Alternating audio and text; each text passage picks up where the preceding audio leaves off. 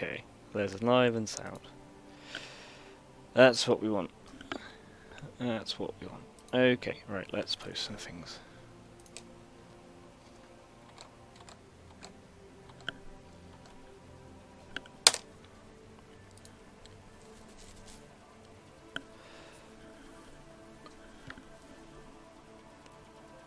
Is music coming through? Is music coming through?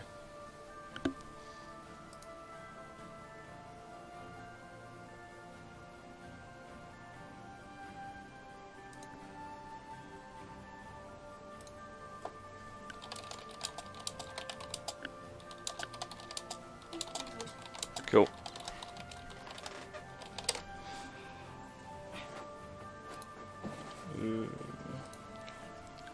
Okay, cool. I think this pack wants me to go green. If this was a seal pack, this would be great. You get an Arlen, get this thing. I love this card. I actually really quite rate this card as well. I don't know if there's value in taking a colorless land that proliferates first. Don't commit me to anything, and I found proliferate to be pretty strong. This card was pretty good when I saw people playing it.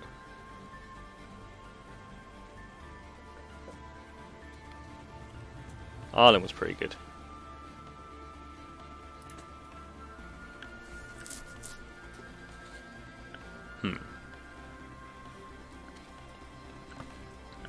Each creature you control of power 4 or greater can't block by more than one creature. That'd be pretty good in a proliferate deck. Pretty good in a red green beats deck. Yeah, I didn't get a chance to play this at the weekend. I didn't see anyone else play it, so I'll pick that up. Oh my god, Matlay. Caps lock. I also didn't see that until now. I'm using a new streaming software and I can't really see shit. But there you go. Well, I don't think I'm picking a green card here anyway. This feels like the best card in the pack. It's like this or this. This was great all weekend. Tappers are so good. What else? I didn't see this at all over the weekend, and it seems pretty good. This was pretty solid.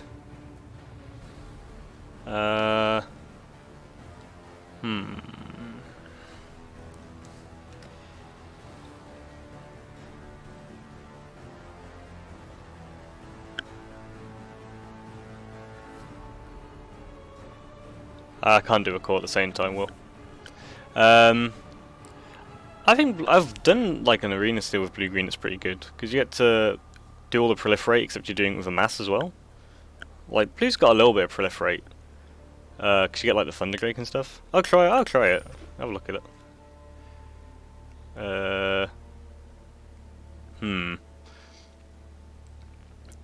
And this is decent.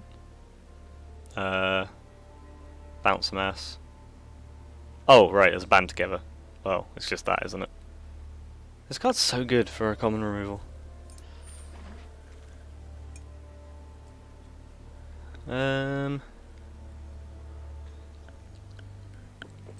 So, I was actually pretty unimpressed by Davriel. Whenever people played against me, it didn't really seem to do much. I also like they've fixed the card on Arena, because in the paper version, the art just covers over the name completely. Lazotep Reaver was pretty solid all weekend. This card's pretty good. This card's excellent in a proliferate deck. You're basically giving a creature +2/+2 and normally buffing your team. So I'm going to pick that.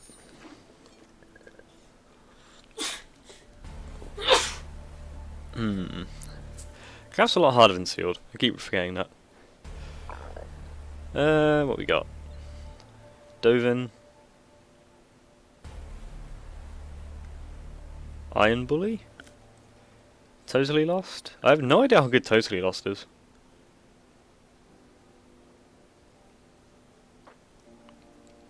I quite like Iron Bully, but everyone else seems to really not like it. But I honestly think it's probably the pick here. We're not committed to blue, and this keeps us open a little bit. Like, everything else in here is pretty unexciting. Oh, okay. Moe's pretty great here. Like, every time I play this, like, this gets so big so quick, and it's got trample. Like, if you, like, do this to it, it's, immediately a 7/7. And any counter makes it a 5/5 Vigilance Trample for 4. So, pick up the dog.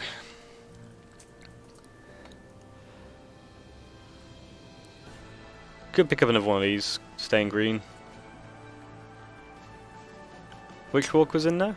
Was there another Davriel?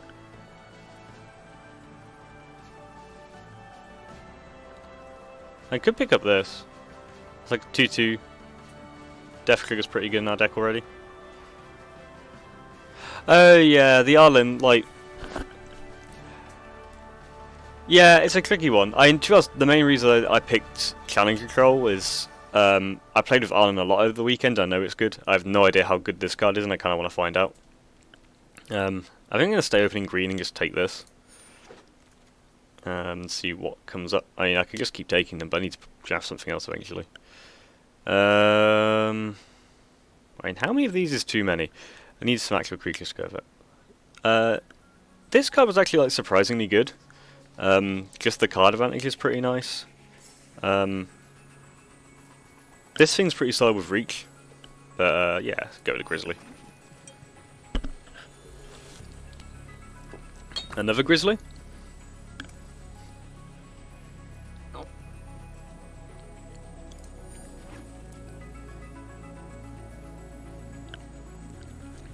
Like, all the other colours seem pretty weird. The only thing I've noticed is we're not really getting any black.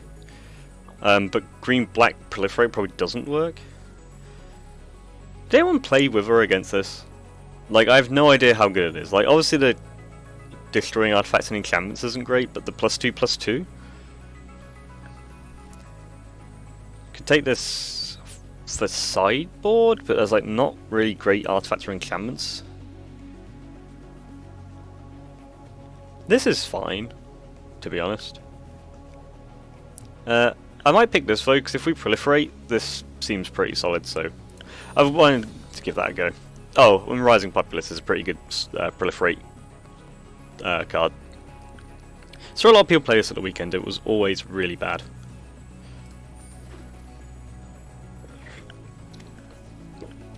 Take that for standard.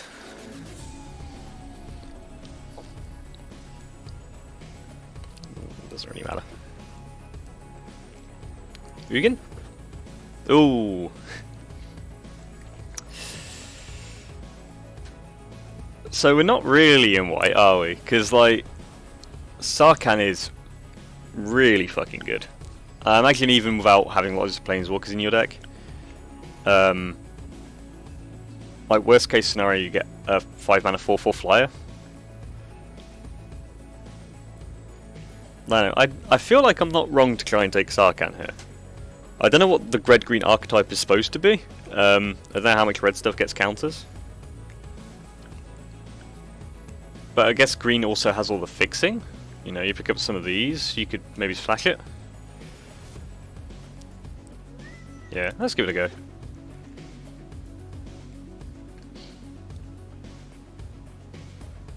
Yeah, maybe should have taken that.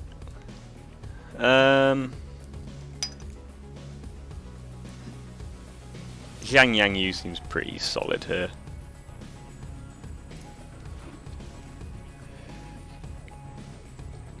Gaya's Greeting, just solid removal. Seems pretty ace. Oh, sick. Matt Lane knows how good this card is. I know how good this card is. If we're lucky, I mean, we should get something back out of this pack, right? Like, you either get a Rubble Belt Rioters, an Armcrop Invader, a Turret Ogre, a Snare Spinner, but yeah, the Living Twist is amazing. And then take a Nurturer to help with the mana, and then we can splash anything bomb. I have no idea. Basically, it came up in my chat saying allow or not allow. Yeah, call me a lucky cunt all you want, because I was pretty lucky. Yeah, let's take Nurturer. Let's get rid of this, and this, and this. These keep coming round. I've already got 2. Like, I don't know if I want a 3rd Vivian's Grizzly. I don't know if I just want a random 2-2. Sure. Now we take Terra Ogre. I actually really like New Horizons.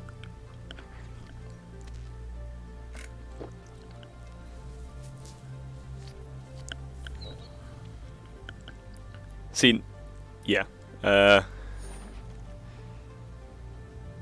Heartfire. I didn't see anyone play this, but it feels like it should be good.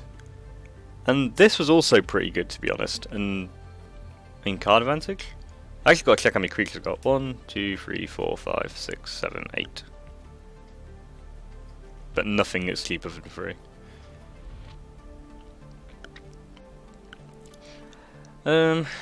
How likely are we going to have expendable things? Let's try it out. We need removal. Hope we don't play it, just for signaling, even with this. Yeah, whatever.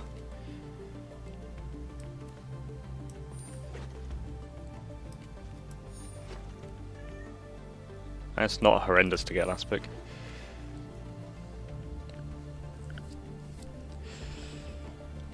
Is it me or is this a really crap pack?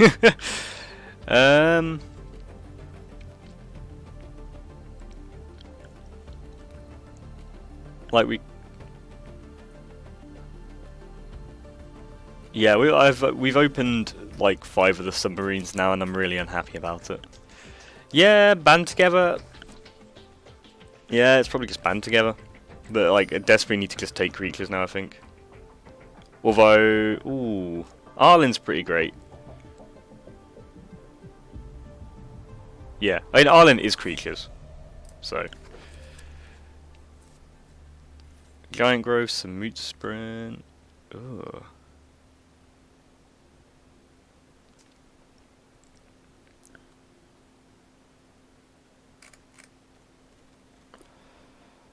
I think it might be Geode.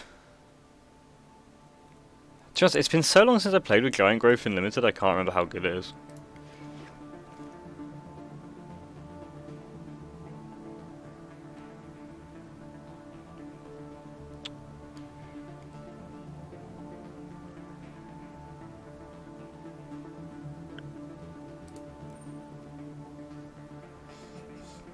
I kinda want to take the Crocodile. But I'm also worried about the curve. And the fact that like I'm gonna have like a bunch of this stuff on free and nothing to cast it on.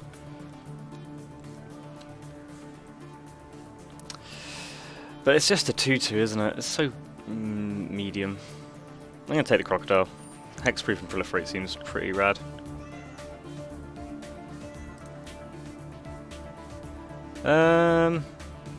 That's actually quite a tricky pack.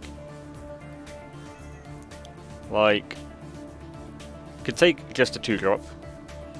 Could take the Assault Team for more creatures. Could take this as big removal. Or, to be honest, Guild Globe is just, it's then something to do on 2 and draws a card.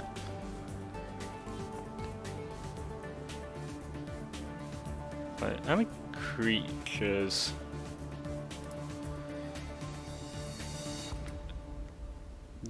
Gate doesn't do anything. How many creatures we got? 1, 2, 3, 4, 5, 6, 7, 8, 9. Technically 10.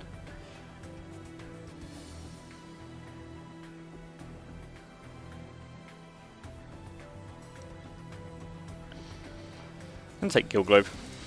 I want something on curve. There's been loads of these Thunder Drakes this pack. Now I'll take a Goblin.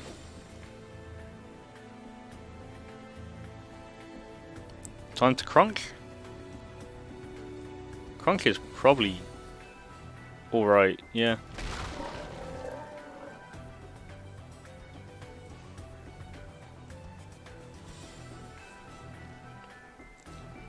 I honestly wonder if it's worth taking another Grim Initiate, just because it lowers the curve. And we've got a lot of putting like counters on stuff, so even if it either like works well with the Amass, or we just make this into a big First Striker. I don't think we want a fourth one of these, and I don't think we want a second New Horizons. The other option is taking this, and having a bit more removal. I need to think about what I'm cutting from this at the moment as well. No, I'm going to go for the Initiate. I think we can make enough out of First Strike. I mean, there's New Horizons anyway, so... Okay, that's nice. Getting the Crunch Wrangler back. Fills up the Vault quicker. Not bad for the sideboard. Like, honestly, it's probably in green worth picking up these as sideboard cards in case you're playing against somebody with gods in best of 3. Cool. So I think we can cut this now. Steady Aim isn't a main board card.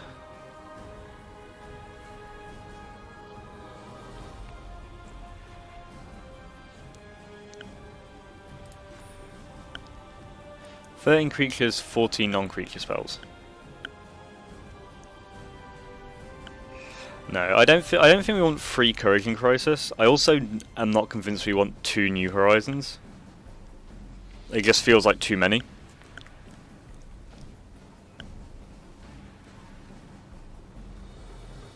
It does help get us to our top end quicker. I suppose I should do... Oh god, it actually does that thing. I bet Matley just wanted to see his name. But I'm going to do the stream thing and say thank you for following. Yeah, I suppose like we actually don't have... You're right, we don't have too much proliferate stuff. Yeah, I knew it. I knew it.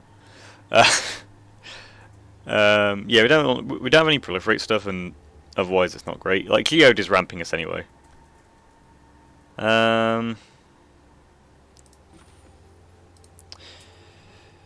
So I'm thinking it's either Iron Bully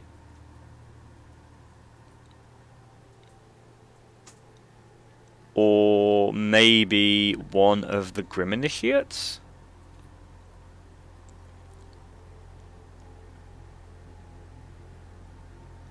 Or when you're not fixing, how good is 2 mana draw a card? Like, I mostly want it there for curve purposes, because we've got a lot of stuff going on 3. And like, drawing extra cards and whatnot isn't horrendous, because we've got this to get rid of stuff, and having the extra mana helps enable this.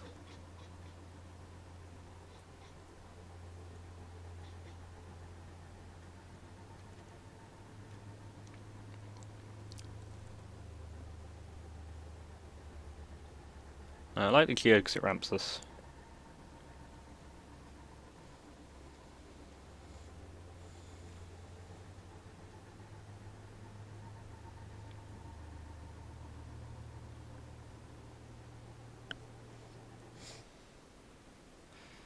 No,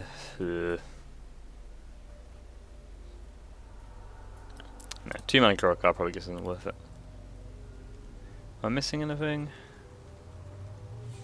No. Right. Now for the part where it goes wrong.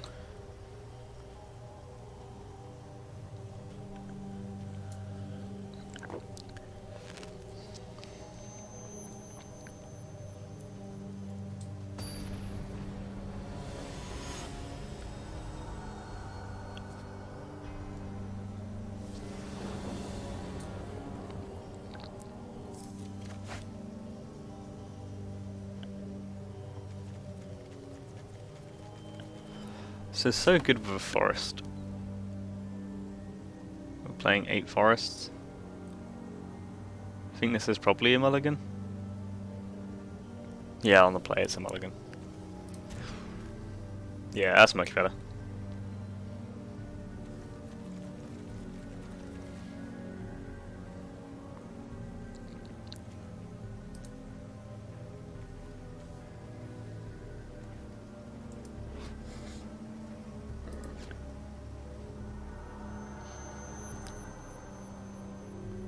My opponent's taking their time, whatever they're doing. Okay. Yeah, I think you can keep it on top. They have also kept 7. But can they deal with 1 mana 1/1?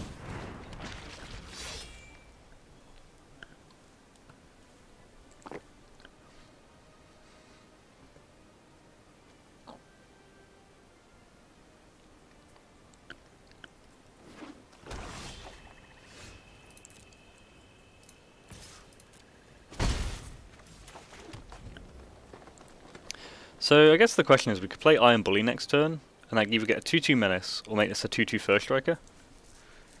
Or we could wait and play the Grizzly and make that a 3/4 in its next turn. I guess it really depends what the opponent plays. That didn't really help, did it? I feel like blue-black's going to be pretty creature light, but have lots of ways to kill things. So I don't know how good the 2/2 First Strike will be. Especially just against like a Lazotep Reaver. So let's make a 2/2 Menace. Can save the Grizzly for when we get some card advantage. I guess the other thing is, if we like put it on this now and draw like Corrosion Crisis, we can make this a 4/4, and then play this and deal 2 damage.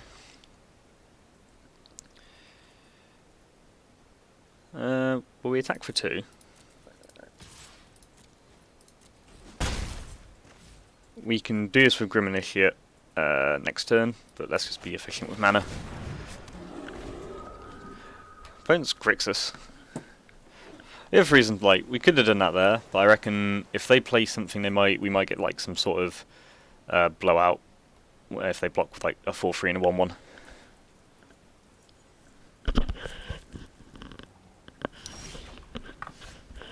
And they did nothing. What instant speed tricks are there? It's a bunch of red removal. So Onyxos Cruelty. I mean, I'm fine with this. We could play Turret Ogre now. There's a good chance they're playing Crush Descent. In which case we could just hold up this and hold up this as well. So yeah, we time walk them. So if they want to hold mana up while we're beating down, I'm pretty cool with that. It helps with having this because we're not doing nothing. Vizier of the Scorpion. Interesting. Pass. Okay, let's see what we get here. Yep, take that.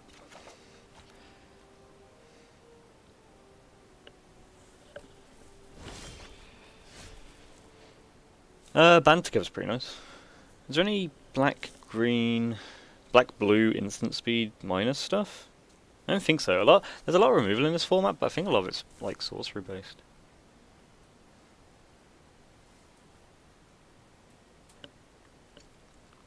Okay, so how does this work? If we attack with this, they probably block like the 1/1 and the crunch. But even if we kill the crunch, it would die to Death Touch.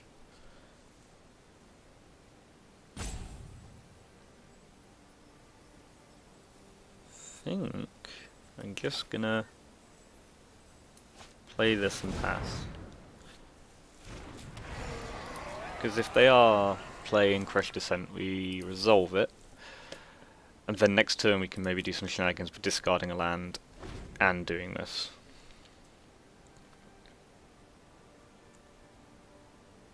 It's also a fairly decent attacker. Because this can attack and then we can try and, well, maybe not anymore. Try and get Vay out this 1/1.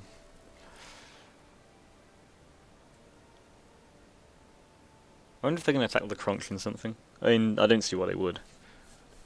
Like, we can block pretty easily. I'd say if they want to make that attack, I'd be thrilled.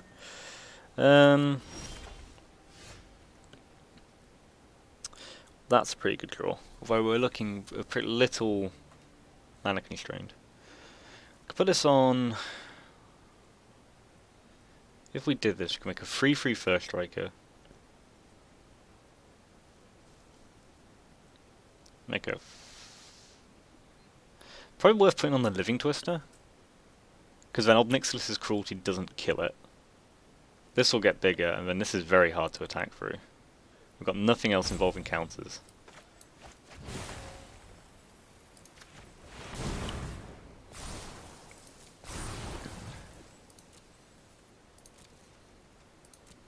Also opens up some better plays for us next turn, because then if we draw a land, we can keep up Band Together and Heartfire, and really go to town on their board state.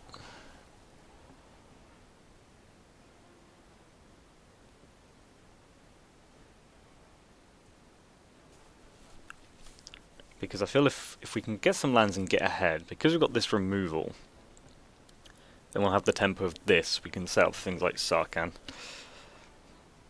I mean, there is a lot of just random kill spells that could deal with this, but I think it's better than just playing this out raw. Kaya's Ghost Form, that's fine.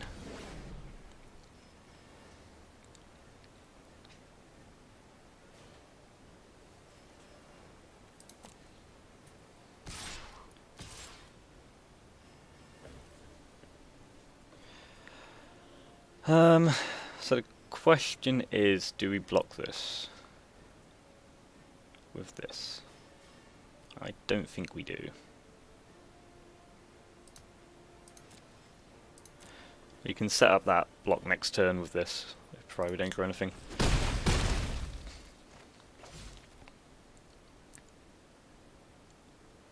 Still thinking we need to play around a Crush Descent. Ooh, Dreadmalkin's annoying. I honestly just want to kill Dreadmalkin at some point. Okay, right, so now we can Heartfire and Band Together in the same turn. Or just Band Together. So we could Band Together and kill the Tithe-Breaker Giant, while the Dreadmalkin activation isn't there. Then that means we can keep this up.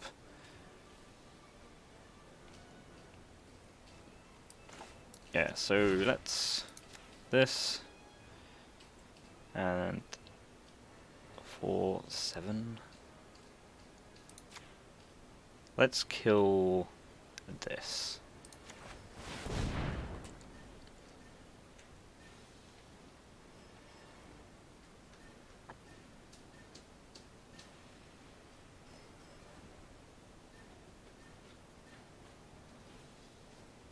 Opponent's definitely thinking about something.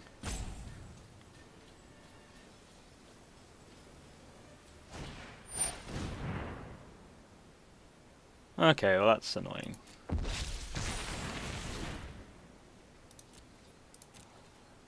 But it's out of the way now. Could attack with the... I'm going to attack with the Iron Bully here to see if we can draw out the blowout on Vizier and the Amass token. Oh wait, they've got Hexproof. Whoops. Well, either way, they have to block the 2/2 and something, and I'd be happy to get the Amass token and the Dreadmalkin out of the way, so it's fine. Intended. Nintendoed.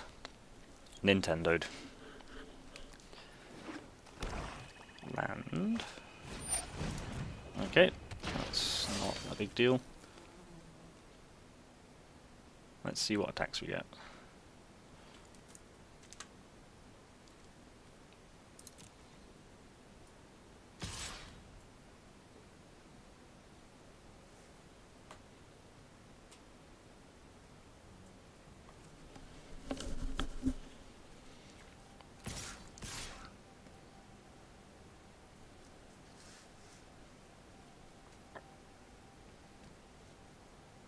So it's pretty aggressive.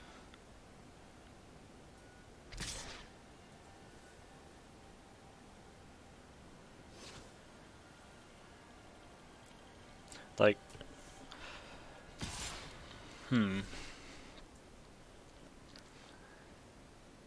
just any target. It is.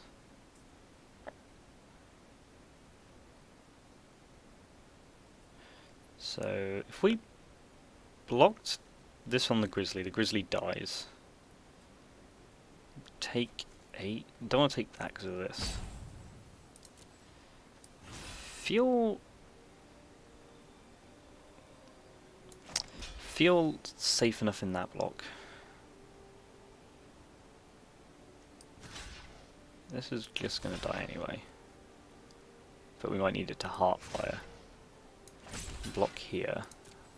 And then try and Heartfire this away to kill the Vizier. Like, the Dreadmalkin's there. If any word sacrifices need to happen, but I'm kind of okay with that.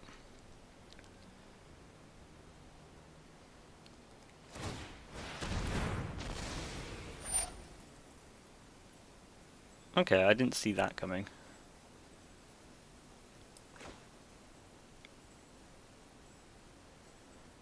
It's fine though. Because we can kill the Dreadmalkin with the Grim Initiate maybe. See if there's any more effects. Okay. Although... no, that doesn't work. So, target this. Sacrifice this. Like, if they want to sacrifice another creature to Dreadmalkin, that's kind of fine. Because it's just enabling us to push through some damage. Like, we've got a 1-1 that can keep doing a block on something. This does have Menace, which is annoying. But we're going to be putting on some pressure. Like, especially if they sack Vizier. Because then we're going to get through for at least 7. Maybe. Maybe this wasn't the right play to try and kill the Dreadmalkin. Maybe I should have tried to kill this. Okay, so sacrifice the Crunch. I get that back. That goes to 1. Yeah, it didn't really work out very well for us. Let's keep this in hand for now, or do we?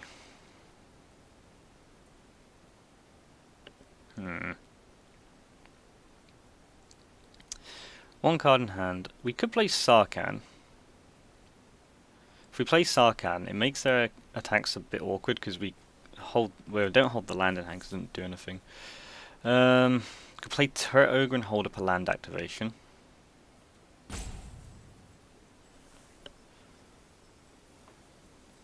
No, we can't do that. I think we just play Sarkhan.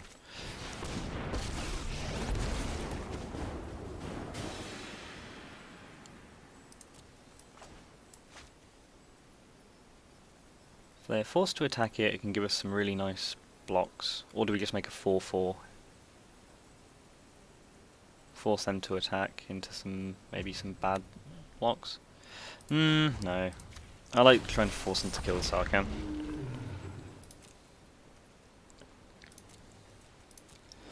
Because forcing them to attack with a Sarkhan makes them have to do some fairly bad attacks because of the ping. And then we're trying to basically open them up to get through an attack with us and then finish them off with the Turret Ogre or the Living Twister. I feel playing a dragon makes it easy to kill because they can just attack like a Dreadmalkin or something. 4-3 fly is annoying. May return a non-land permanent. So what are they returning here? Probably Vizier? Or maybe the Tidebearer Giant? I mean, it doesn't mean a Sarkhan attack through would be a bit rough.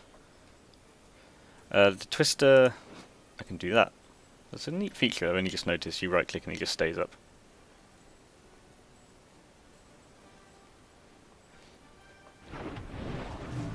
So return the Vizier, they can replay the Vizier. So the amass token gets bigger.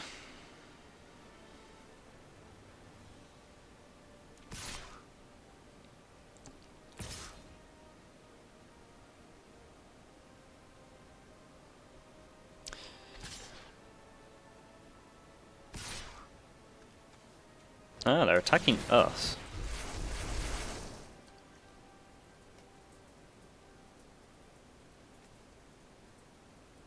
Oh, I misread Sarkhan's ability completely. Each dragon you control, it doesn't do any damage to him.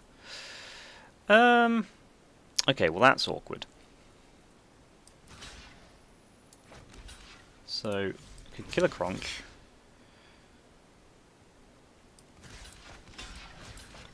Kill a zombie token. In which case we take 9. But now this is in the way. That's really annoying, playing a flyer. If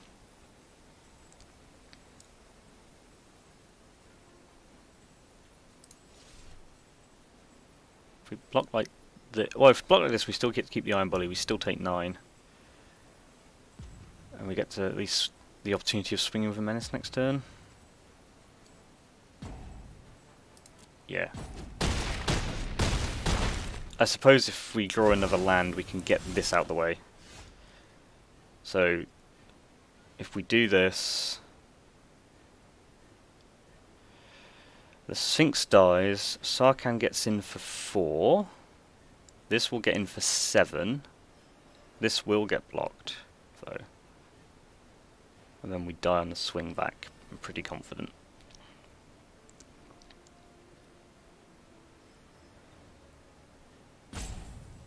Oh man, why do I keep running out of time so quickly?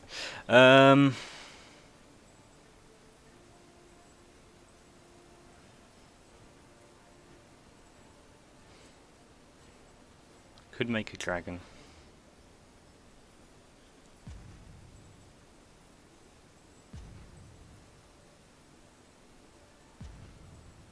Where's Matt later? Just tell me the answer. No,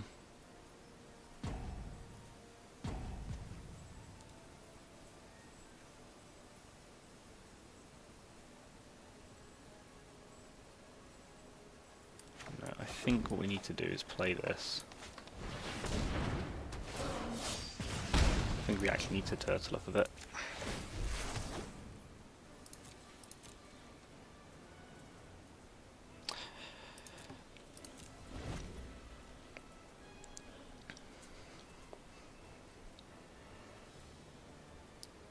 Don't know if we have enough blockers to survive, to be honest. In hindsight, that Heartfire play really backfired on us. Should have killed the Dreadmalkin. Well, we tried to kill the Dreadmalkin, I think, but that's this card. That's very good. Is this just going to be an attack with everything?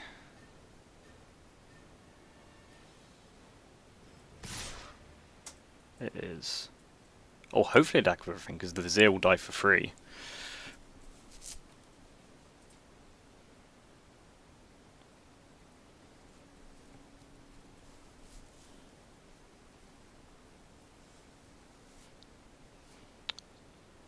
Because otherwise, because if they attack with everything, we get the kill on the Sphinx at least. The Vizier would just die for free. That means blocking the zombie is easy. But I think we're still dead then to the Dreadmalkin.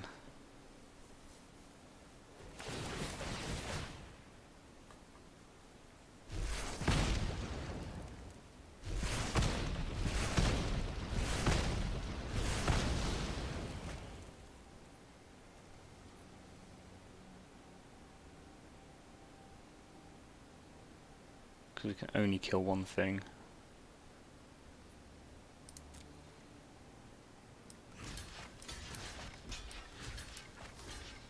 Oh no, this works. This works fairly well, right?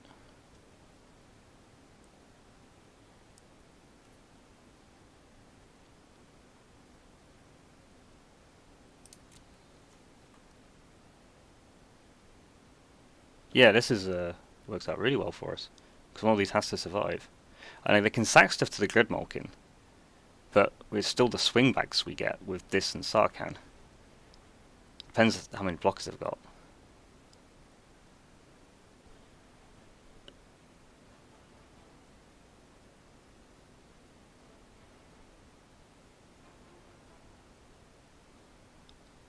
I think they definitely made a mistake by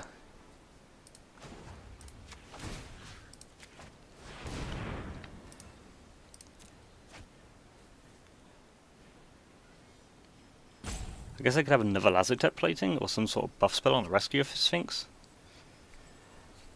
But yeah, this would have been a lot worse for us if they'd have attacked the. If they'd have attacked, not attacked with a Scorpion, we wouldn't even have a Living Twister. But right now they need a blocker that doesn't die to Living Twister. Oh, they're sacrificing that to Dreadmorgan as well to keep it alive. So that's... I mean, Living Twister's going to eat it anyway, so I guess it makes sense. If they sack the Typo Giant, that'd be a pretty big deal for us. So what's the opponent's last card? And is it enough? I mean, well, if we make a dragon we don't die, but I think we just go for the win here.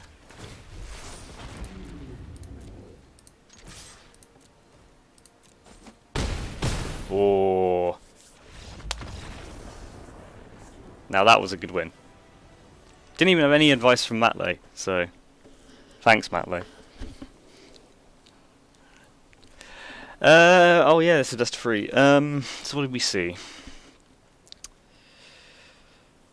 We don't really have many sideboard options, to be honest, so 2/2 isn't great. That's not great. We saw one flyer, so I don't think we necessarily change anything for now.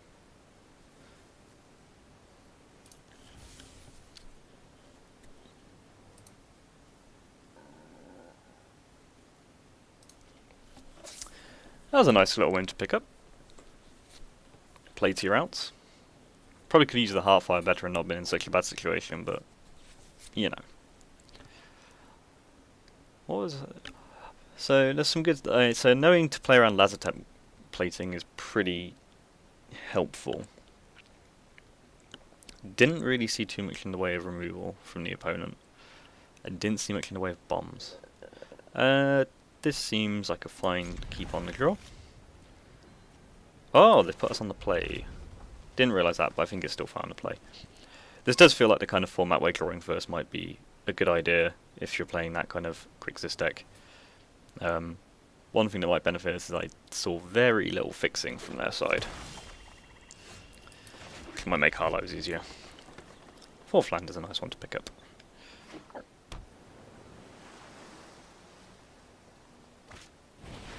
Dustmantle Operative. That's okay.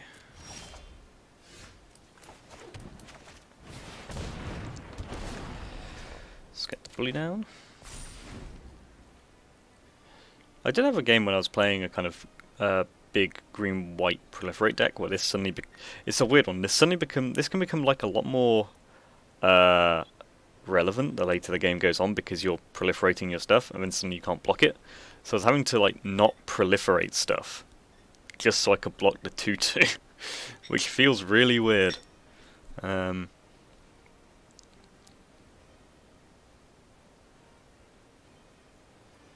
yeah, I think even if this is a format where card advantage really matters, I don't think in this deck we'd want to be playing it.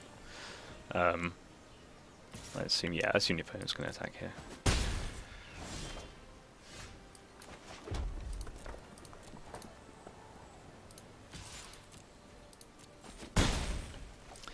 And depending on what they do next, if they get off to a slow start, we could push the agenda a little bit.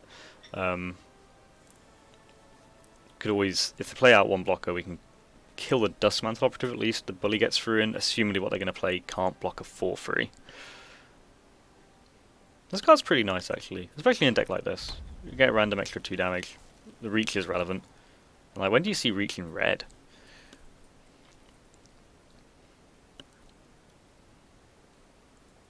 The fact this ogre's being highlighted is Kasmina's Transmutation. I'm kind of okay with that.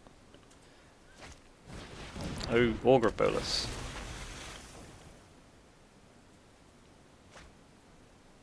Lazotep plating. Okay, well that's kind of fine because Lazotep plating is much worse when your opponent knows about it. Let's get him for 2. Yeah, Kasmina's Transmutation is annoying, it takes this out, but at the same time we also know that we've got a Heartfire, which is going to make this just a removal spell with a block at some point.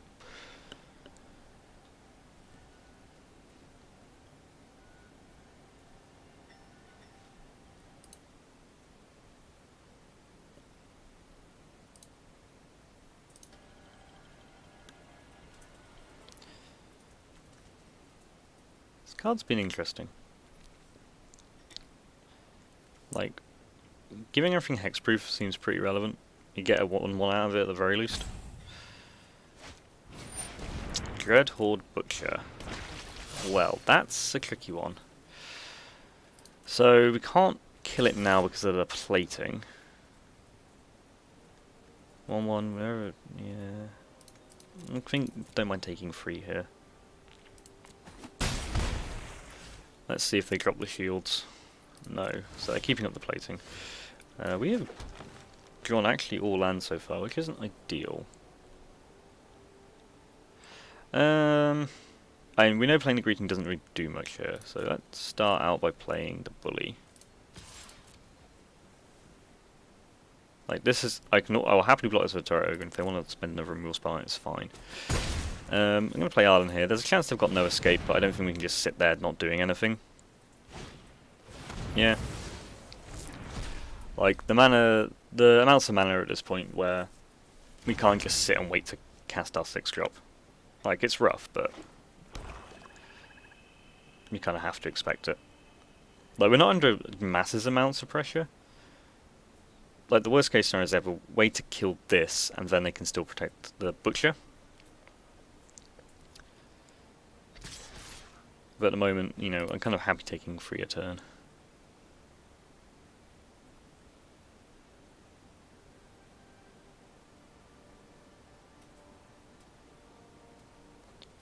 I mean, it's interesting. I'm trying to piece together the opponent's deck. Seems kind of like a tempo-y deck. I didn't really see much top end. But it's also tempo trying to keep stuff up, so... Okay, the Grizzly's a nice draw here. It blocks well. And we can make use of the card advantage. I'm going to stop getting in with the bully at this point. I feel racing to beat down isn't the greatest plan. It might just off-put some attacks. I'm kind of happy to sit behind this Grizzly for a little bit. I feel like we're kind of waiting for an opportunity that's never going to come to use this. So we might just kind of have to try and tempt them to using the Lazotep plating at some point. Dovin. Dovin, it's actually kind of fine, actually, for us here. Like, the mana is enough that I don't think the ability is going to be too relevant. And if we're preventing all damage to one thing that's happening to this, it's just a free blocker. It's kind of the problem with Dovin is the minus feels like it should be really good, but all you're doing is making one of your opponent's creatures indestructible. If it's your only way of dealing with something, then I suppose it's there. But it's fine. Yep, so the Grizzly can't take damage.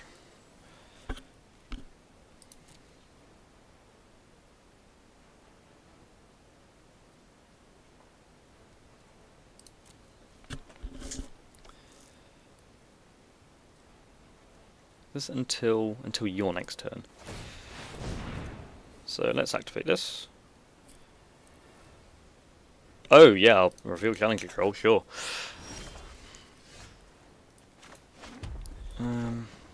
We can still hold up with Giant's Greeting. And the ability is not relevant right now, but being a 6/5 certainly is.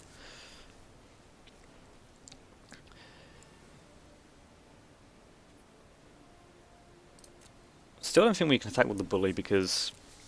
Actually, we probably could have attacked with the bully because even if the bulk with Augur Bolus and Dustmantle Operative, like, that's one thing off the board. Yeah. We could start getting him with the Grizzly. But I think we actually get him with the Iron Bully, maybe. Let's see.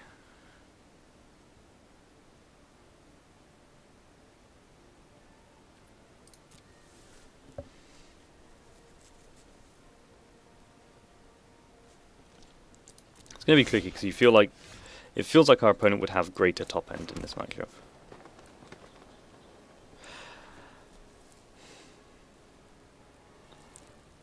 So I'm going to attack with Iron Bully, I think, because it's not really doing much. When this dies, does damage equal to any target? I guess if it trades for... So we attack here and here. Yeah, it's actually not an amazing attack. And we've got Proliferate we can grow into. I'm just going to activate this now in case there's anything we can play on our turn. Like a Crunch Wrangler. So yeah, let's play that out.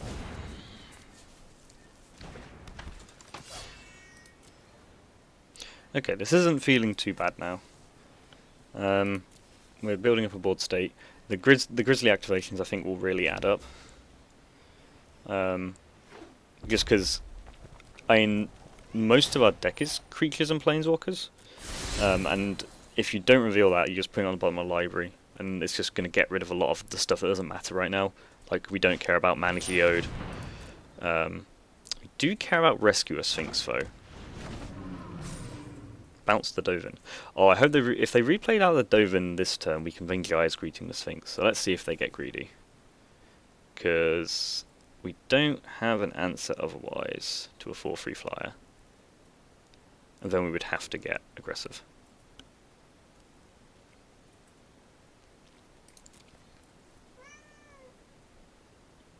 And yeah, it looks like they're pretty savvy to that being a possibility. So they're gonna hold. Yeah, they're gonna hold with Lazotep plating. That's a bit annoying.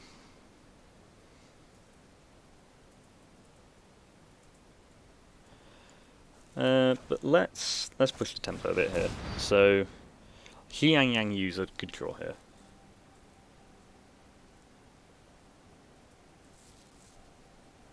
So we put this on the bully, and then the bully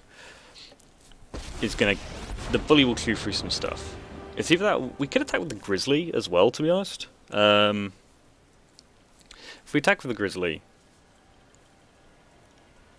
they actually have to put everything in front of it. But it is our card advantage. If we put it on the Wrangler would trade for either an all. Well, no, either. Yeah, if we put it on the Wrangler. Because if we get some blockers out, the bully becomes better. Especially because we've got Xiang Yang Yu. So if we attack with this Wrangler, what happens is either they have to trade with a 2/2, which makes a lot of their other blocks worse. If they trade with this, great. Or they can double block with this, and they get to kill our 1/1, but then we get a couple things off the table. And we're just making our Iron Bully better.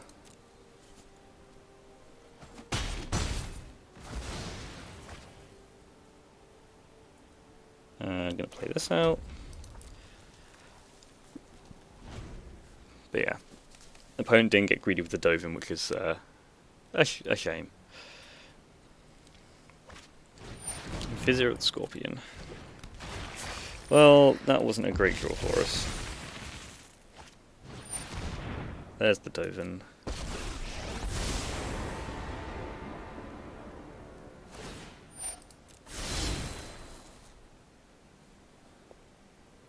Yeah, this Casmina's transmutation on the Turret Ogre has actually been super relevant. Okay, that was great for us. Scratch that to the bottom.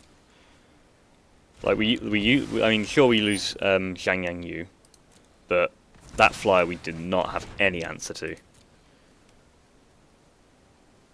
And now I feel in a good shape now, because we know the last card is Lazotep plating, and we can play right out. Oh, Mowu. It would have been nice to have Xiang Yang Yu for flavor reasons, whatnot. Oh, okay. This was a good turn. Because now all our draws are relevant with a Living Twister, and actually we can start doing some pretty ridiculous things with it already. Because we're just bouncing lands and discarding them. That was about as good a sequence as we could have had. Them dropping the shields on the 4/3. And then drawing Mowu and Living Twister.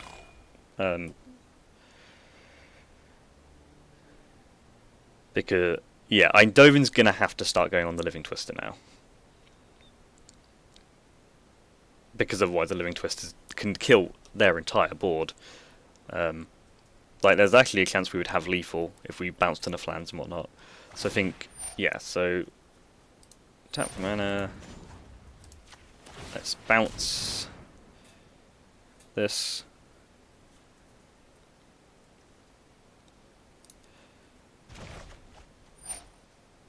And then, like, we're just gonna get the Lazotep plating out of the way here. Like, I know this isn't gonna work because they'll just discard it, but then we don't have to play around it, and eventually this Dovin will run out of charges. Because if we get yeah, there we go.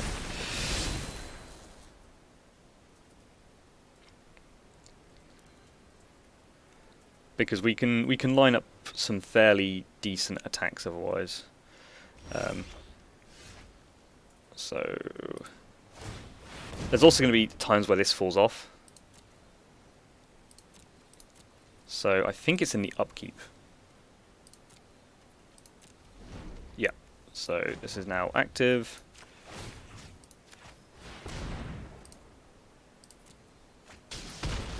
Nice.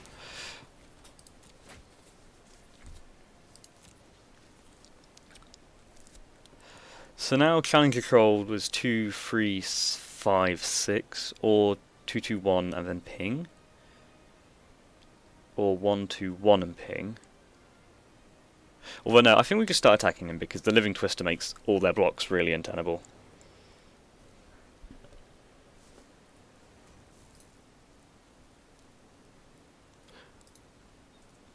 Because if they try and set up any double blocks, we can just bolt the thing. I feel in really good shape now.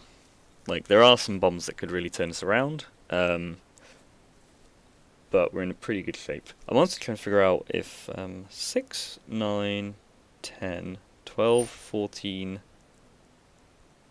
16. Okay, so Kaya's ghost form is kind of fine. Okay, so that's on Challenger Troll. So we've got 4, 5, 6, 7, 8, 9 lands. I think we just start machine gunning down the board.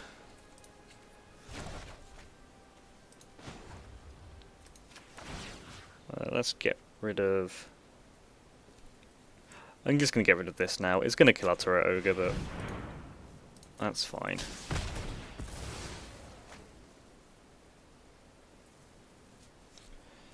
So, to bounce and kill is 3 mana. We've got 8. I'm honestly just trying to figure out if we have lethal now. Probably not with the Challenger Troll down. The Kaya's Ghost form on Dovin is very inconsequential. Because I'm just not going to attack it. Okay, that was pretty great. Let's kill Augur of Bolas, because the 2/2s don't really block anything else profitably.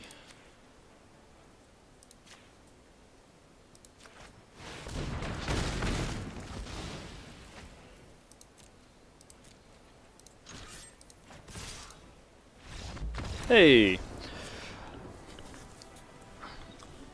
I feel like we negotiated both of those games really well. Living Twist is a great card. Fill up my quests. And on to the next one.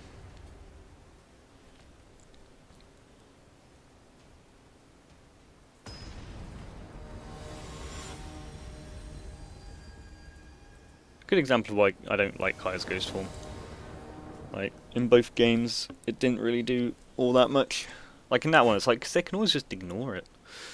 Okay, Crunch Wrangler into Raging Crunch. I mean, just for flavour reasons, you gotta do it.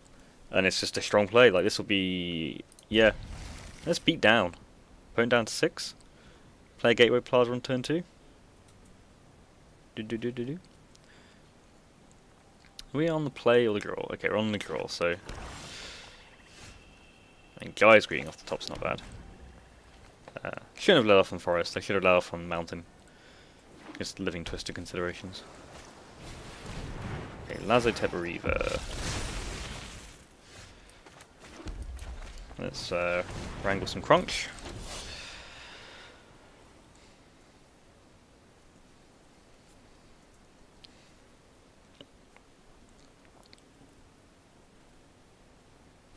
Also, just to say, this is the first time I've streamed with OBS. It's so much nicer than what I've been using before. Just having your chat in the preview in the program rather than having to have Twitch open is... that's just nice. I also realised the music's disappeared.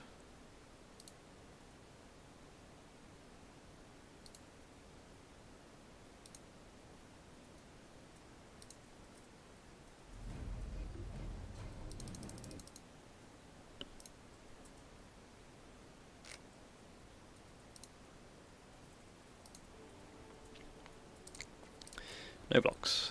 Esper. Any follow-up? No. So let's play the Crunch.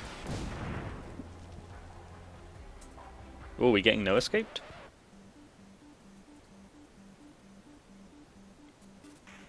Or are they killing the Crunch Wrangler? Like, if it's no escape, it isn't. We're not in a great situation then.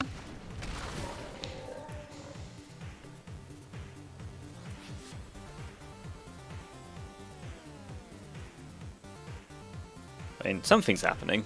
We just don't know what. Tyrant Scorn. I mean, that's fine.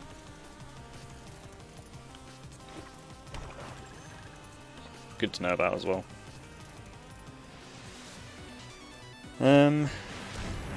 Thunderdrake. So I think we spend our next turn killing that.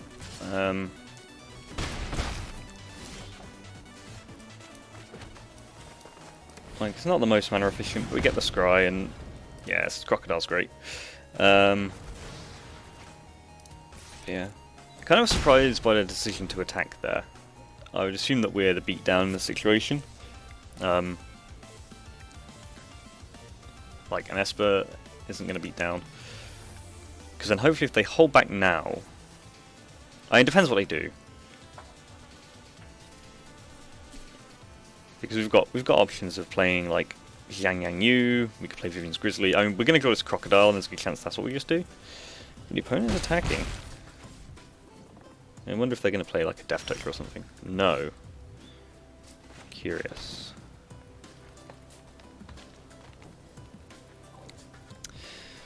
So what could this be? Holding up, like, Crush Descent? Holding up Removal? Could be Gideon's Triumph or Divine Arrow. The question is whether we play this now. I mean, I think let's play Crocodile.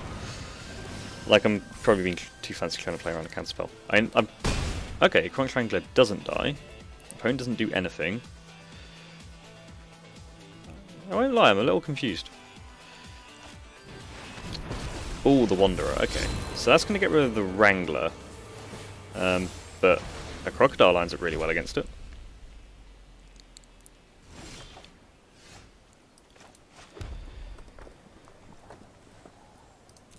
I think let's attack the opponent. The Wanderer isn't actually doing much against us right now. We're not going to be playing anything 4 power or greater, and we've got a pretty quick clock.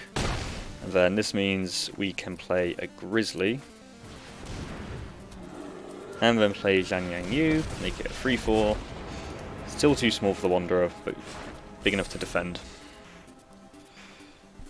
And apply more pressure next turn.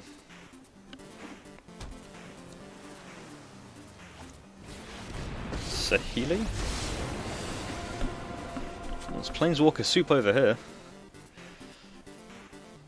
Saheeli I would maybe be more interested in attacking.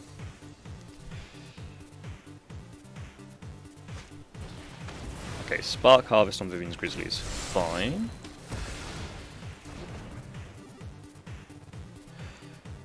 I mean, again, the Wanderer isn't doing much right now. Saheeli could be really threatening.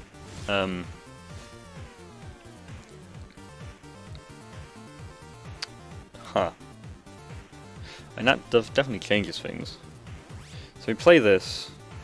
World Scale Crocodile then kills the Wanderer, so this survives. Yeah. I'm just changing tack here because this gives us a very good big board state and we can deal with the Wanderer now.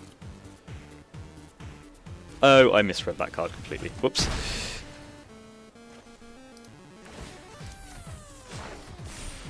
I thought this was just can't be blocked.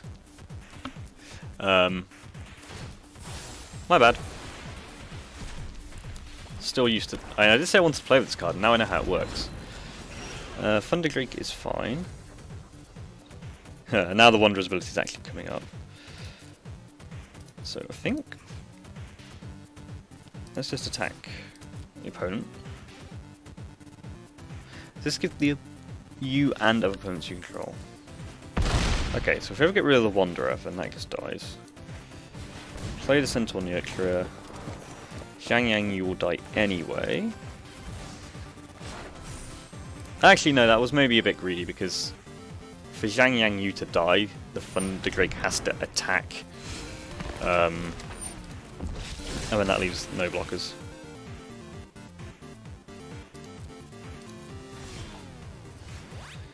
How do these attacks look? It's pretty good. I think we just still attack the opponent.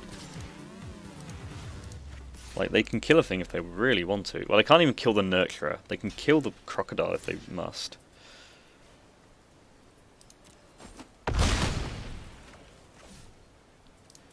We're not massively secure yet. The Wanderer's ability is actually being super relevant. If they start finding non-creatures, but okay, we're fine. Okay. So we saw some Planeswalkers. We saw some Gleaming Overseers. And our sideboarding is at least okay, because we've got so little to sideboard into. Could put in a forced landing if anything looks like it's going to be really bad.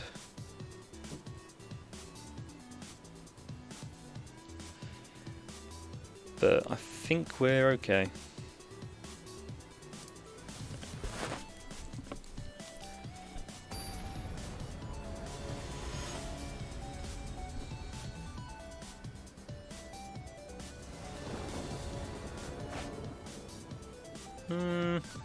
This isn't amazing, but we got Band Together. We got a 2-drop, a 3-drop, and other big things. Scry to the top. Ah, Ogre's a nice draw.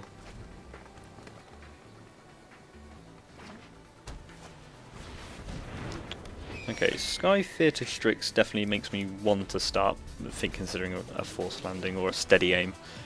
I don't think the Strix is amazing, but where one is, another will follow. Another Dovin.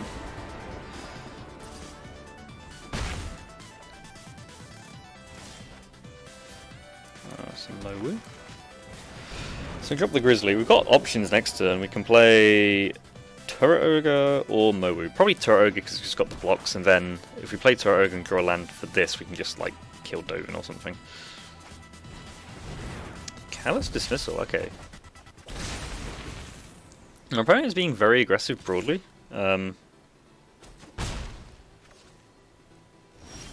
Which I guess is a thing. I'm kind of surprised by it a bit. Mowu isn't going to do much, but at least the Turret Ogre, even if it gets Dovin, it's still just blocking for free. And there's always Spark Harvest that can happen to it, but again, that's just slowing down their board.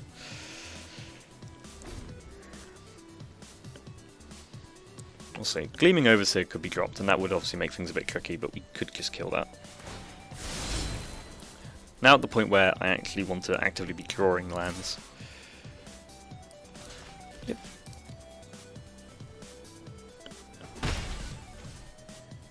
Take one.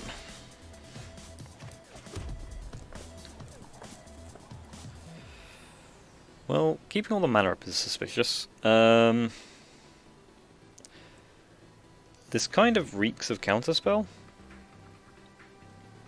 And if it is a counterspell, then let's just throw a Grizzly under the bus.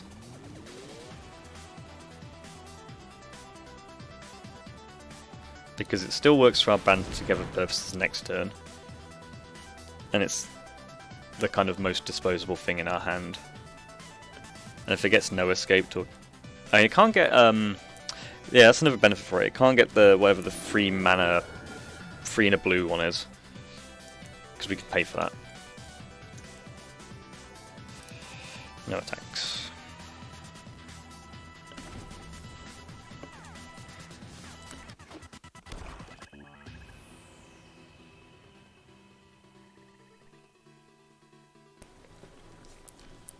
At the moment what I'm trying to figure out is what the white splash is for. Because I don't think I saw any white cards in the first game.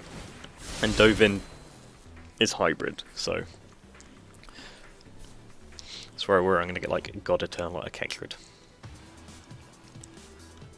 Honestly still worried about getting God Eternal Kefnitted. But yeah.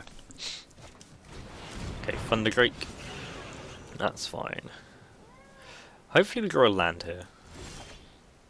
Cool.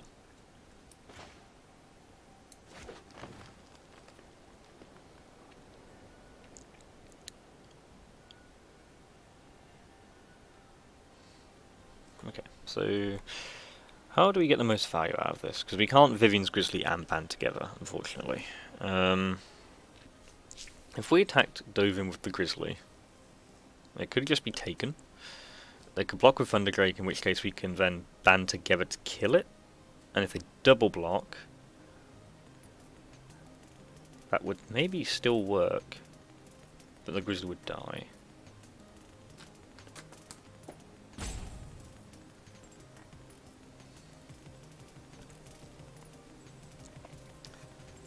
Could Sarkhan Plus, or Sarkhan Dragon. Yeah, let's Sarkhan Dragon. So we get a 4/4. We've got 2 flyer blockers for the flyers. Dovin can only hit one of these, and this zombie, unless Amast, can't attack. Like, it does put the Sarkhan at risk, but it does force the opponent to start investing all their resources into all of it. Meanwhile, my cat is going wild. Okay, so that can't block. If I've got a non-creature spell, then obviously the Strix can... one of these will get in. But they need 2 spells to tick this up, and if we get to trade the Thunder Drake here, I'm pretty happy because it leaves Dovin completely vulnerable to dying. And we get to... okay, so we get to keep that.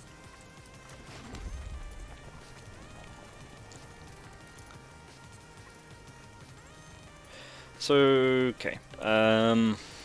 If we plus Sarkhan... Sarkhan doesn't get indestructible, but we do have a band together at instant speed. So I'm gonna play this out. See if we can tease out any counter spells. I'm gonna plus Sarkhan.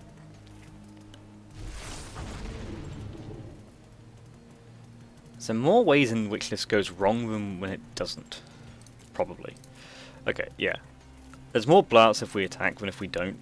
Like, there's Gideon's Triumphs, there could just be any manner of stuff going on here. We can hold up Band Together, and if we don't have a Band Together opportunity, we can Vivian's Grizzly. And this Dovin is ticking down, and isn't gonna have us doing much going on anyway. So now they're doing it to the Ogre, which kind of implies they've got a way of dealing with this. Tyrant Scorn. Okay, so... this... and... I guess... yeah, this and this target the Drake. Because then the Drake is dead, and even if it survived somehow, the Sarkhan ping would kill it. Oh, okay, and that's enough for it. Cool. It's going alright. Play against 3 colour decks and beat down. What's the time? 10 to 8, 9.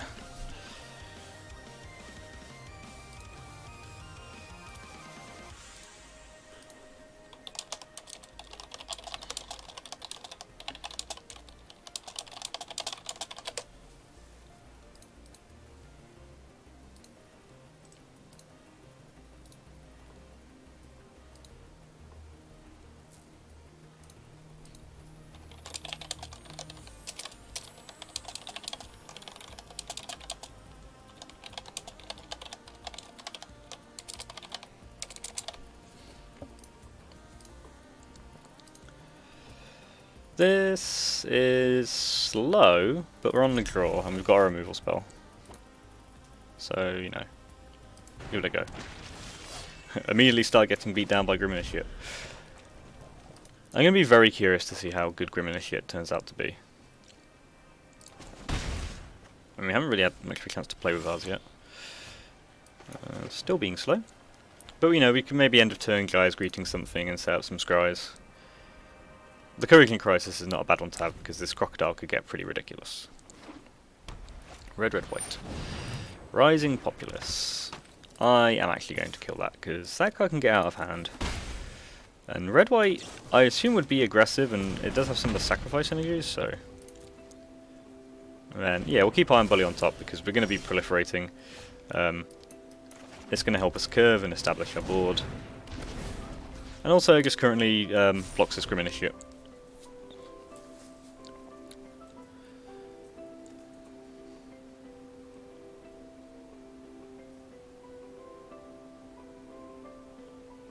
I think what I didn't realize about the Sarkhan is that its loyalty is so high.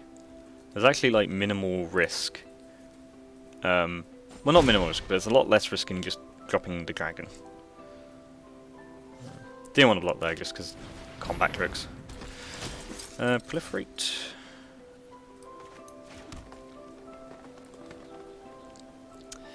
Yeah, let's drop a Grizzly. And yeah, let's attack. This opens up some possibilities for us next turn. We can play Sarkhan, we can play Crocodile. I would actually happily put this Grizzly in front of something, because if that eats a combat trick, I'm fine with that. Like, that's not a concern for me at all. It's also a case of what does that combat trick have to be that it can't kill this? I mean, it's probably Defiant Strike. And I'm fine with that, because next turn we can drop the Sarkhan, make a dragon, Initiate can't attack into that, and the Martyr won't attack particularly well either. And the benefits here are quite nice, like, you know... Okay, I think that's a pretty excellent trade for us. No proliferate value for the opponent.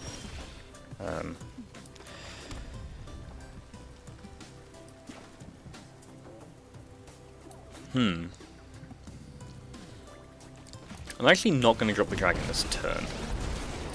Purely because we're in a pretty good spot. And I think one of the few ways this goes wrong for us is if we make the dragon and they have like a Heartfire or something.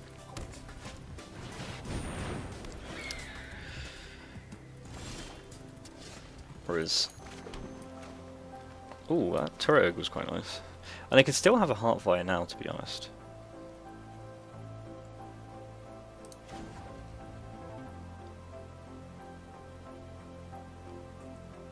So, if they have a way of dealing free to this, they could attack and deal with that anyway, and they'd have to do 4.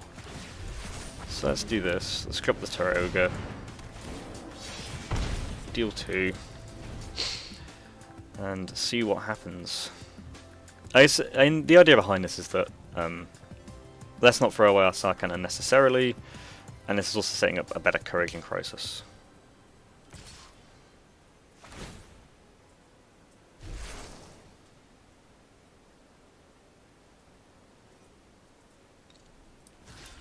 I'm going to offer this trade though.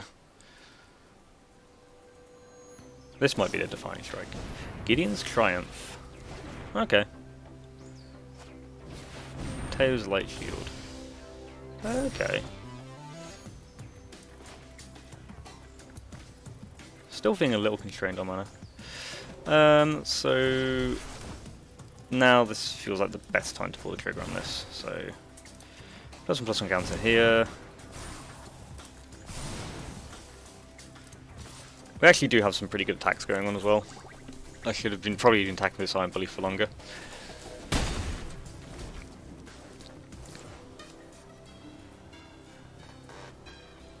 Let's see how many more bounce ways they have of dealing with the dragon. It's kind of one of the things about Planeswalkers. Okay, so they just had a Sarkhan's Catharsis, is that you do just make your opponent invest a bunch of time and energy into killing your Planeswalkers. This feels like a fairly easy decision to band together. So, kill their big threat. And now we've got a 6/6 that can't be blocked, and a Menace that will just gobble things up.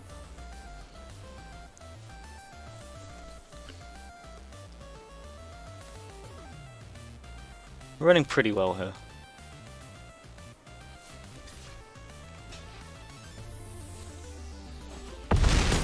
Yeah, it's kind of unfortunate for the opponent, because even the double block here to eat damage is like, we kill the light shield and leave the Grimnir shit. Yeah. Okay, so the opponent's fairly aggressive.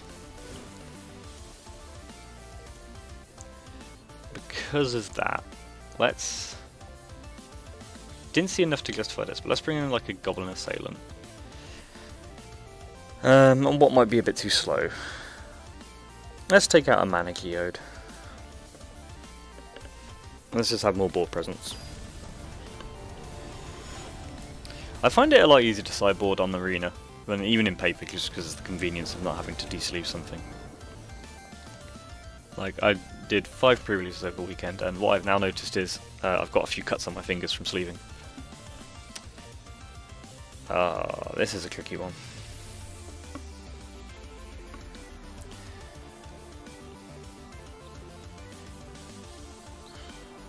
Again, I think in a lot of cases I would keep this on the draw. Because our opponent's so aggressive, and like we can't play anything in our hand, I think you have to mulligan that. This is unspectacular, but we get to play stuff. I'll keep the Creating on top because the opponent's aggressive, so we can get some removal in. And the fact that it scries may actually help us get out of the bit of the mana jam. Guild Globe. Okay. Okay, that land is good. Let's attack with the Initiate. Oh right, for the strike damage. So I guess the question is next turn, as if we're in a position to play Zhang Yang Yu, do you put it on the Wrangler because it's got the trample, or do you put it on the Initiate because of the 2 damage first strike?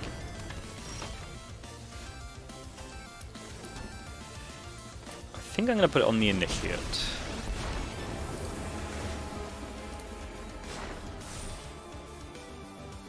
We can kind of spread this around. It just helps defend the Zhang as well.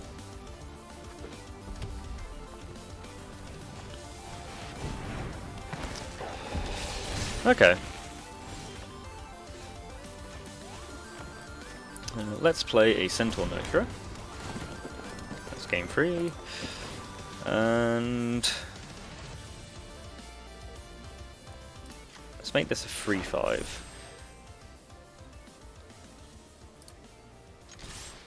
Oh no, I don't want to attack at all. No attacks. So my thinking with that is, there's a chance for you to draw something that costs 4 mana, that has 4 power that can tick this up, and that makes our Corrosion Crisis really excellent. This becomes a very big blocker, and we can hold up things like Gaea's Greeting, because I feel like we're going to need to. The fact that these can tap for mana means like it's just very freeing up of our mana base.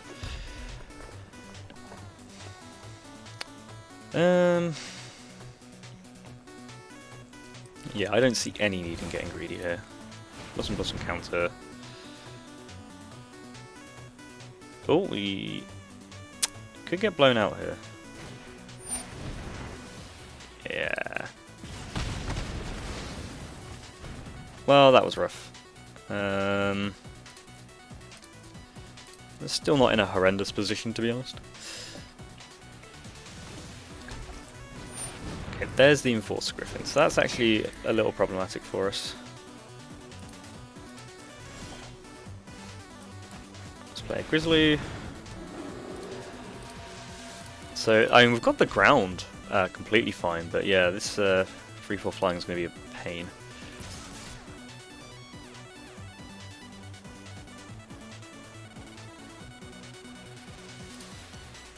Kind of fine making this trade. Even if the Amass token gets a bit bigger, that seems completely okay to me. Because it's still just bouncing off this, and then we can deal with this now.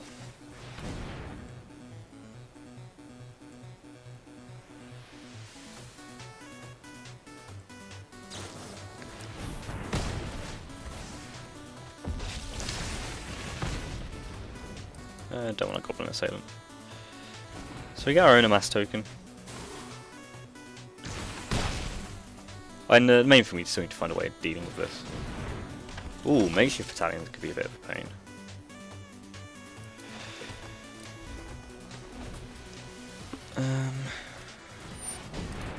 Okay, so this is definitely a very aggressive deck the opponent's playing. Kind of want to start finding some answers. That's what you're for, Vivian's Grizzly. That will do.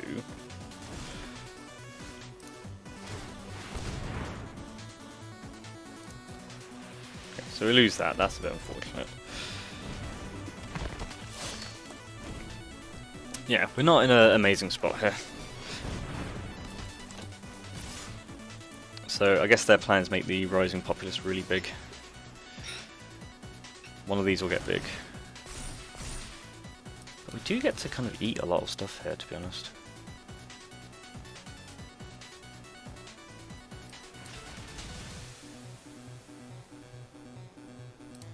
Now I'm going to start getting more out of hand though. Because it's become a 5-4 next turn. I can actually do all this. Don't want to lose the Grizzly. Just eat up some damage. I mean, this then becomes a 2-2, so yeah, that's a much better play. And the aggression certainly picked up.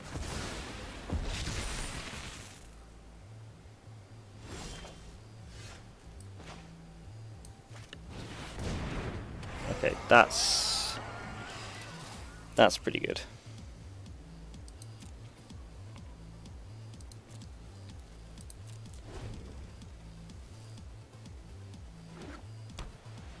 So let's see if anything happens before combat. Flying, First Strike, Vigilance, Lifelink.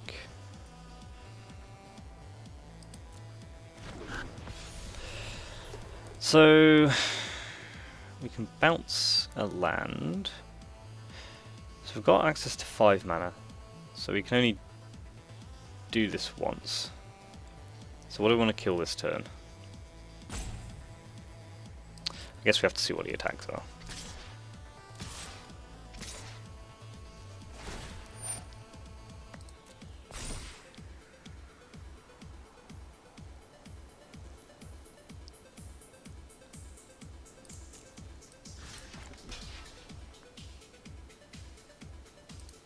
Yeah, I feel like it's that.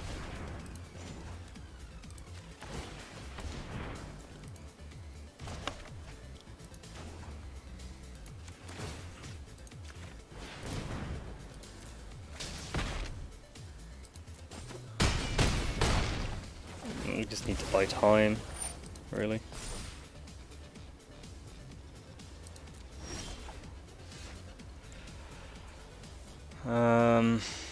He might just be dead on board, to be honest.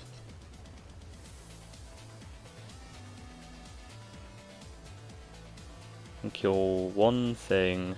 We're definitely taking 3 in the air. I think we have to do this and hope to find something. No, okay. Let's go to game 3.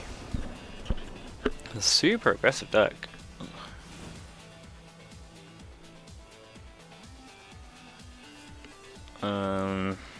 Actually, don't really have anything to bring in against. What is not amazing here? So Iron Bully, maybe? Let's take out an Iron Bully and let's put in a Steady Aim. No, let's put in Force Landing, because we actually just want to deal with those flyers. I feel like our deck has a pretty solid chance of keeping the ground clear. But the air is a bit trickier. That is a mulligan. This is not exciting, but also kind of fine.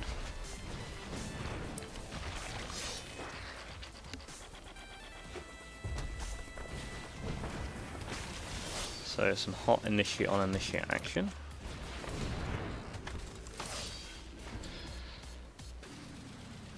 I don't think we had a chance to play this island yet.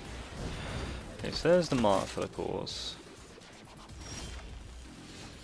Okay, not attacking there is quite nice for us.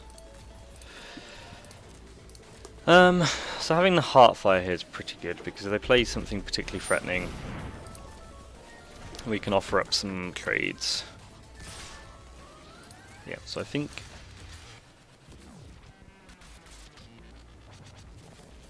yeah. Get rid of this. trigger on that. Sacrifice the amass token.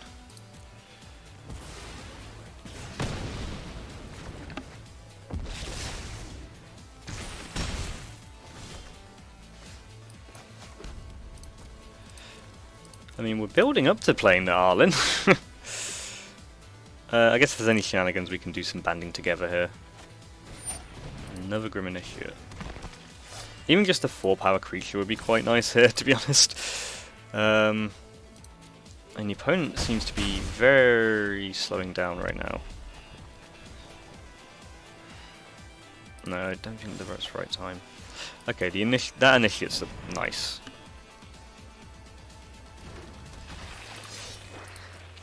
It's a good initiate to have drawn. So, because I can block this 1/1.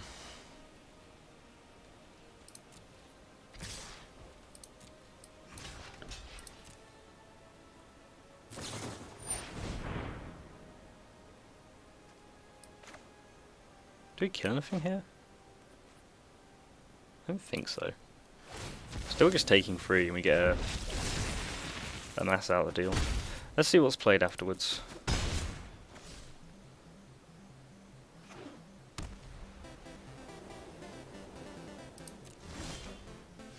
Okay, that's a nice block.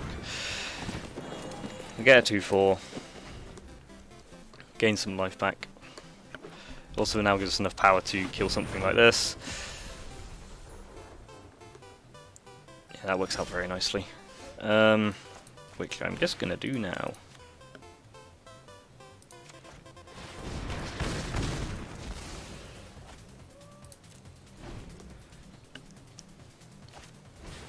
In a weird situation where we kind of want lands and kind of don't. Yeah, so this Rising Populace is going to be annoying. I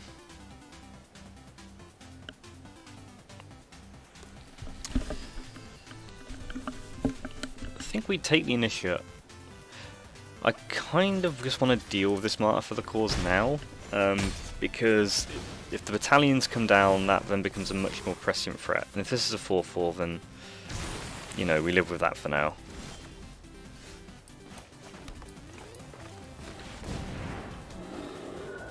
Slowly getting towards... I mean, we can actually cast Arlen next turn. Another Rising Populace.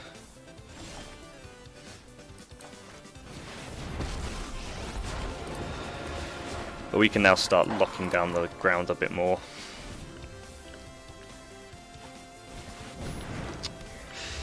Trusted Pegasus is a bit of a problem though.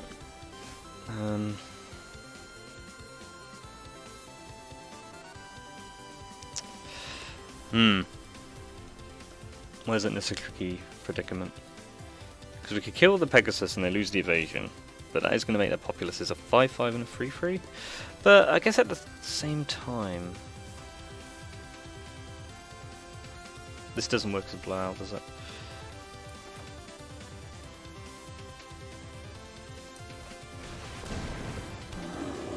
Yeah, I'm just going to kill this, I think. Oh, that would have been nice to have. I think we still keep that.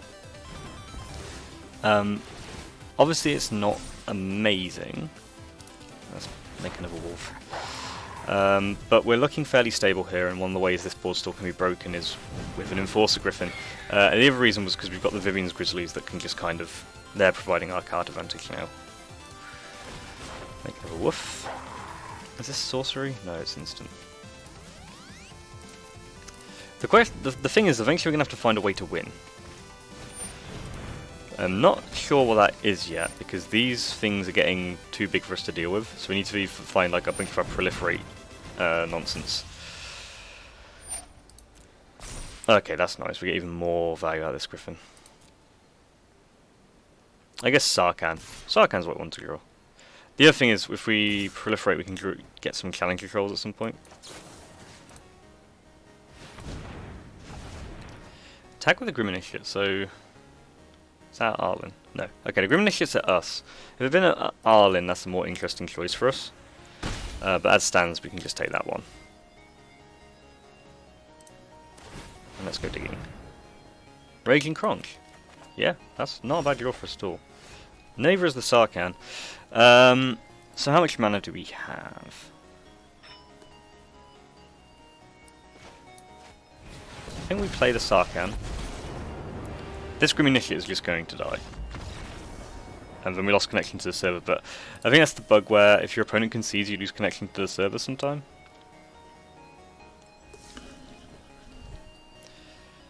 Did we get our win vote? Yes, we did. Get some packs. Gaia. Okay, Wildcard's always nice.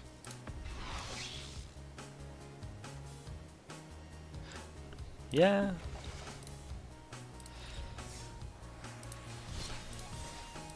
What time is it? I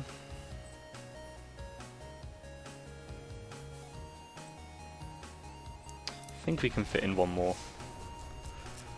Got some stuff to do in the evening. Well, I'm going to try and get into streaming more regularly on Mondays and Wednesdays.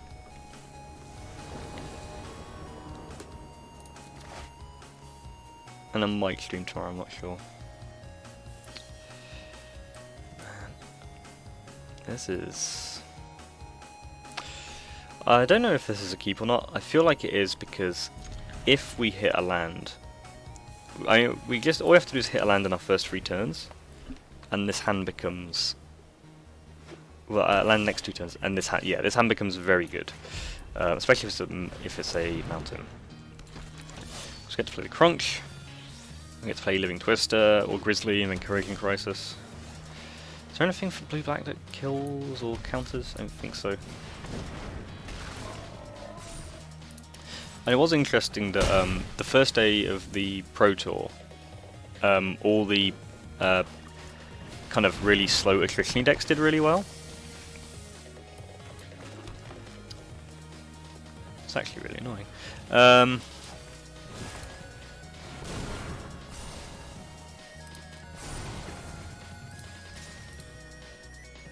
Kind of happy with this trade. Actually, that was not the best attack in the world, was it? Well, we'll burn them out with Living Twister, it's fine. All the people playing really attritional decks, really slow, really card advantage, and all that. And then the following day, the decks that did quite well, there was a lot of people doing well with aggressive decks, purely because everyone was just durdling around, and you kind of see, and obviously the 3-2 kind of has a speed bump here, but people were playing decks where like on turn 4 they'd Tamiyo's Epiphany, and if that was the case, you'd be well set here.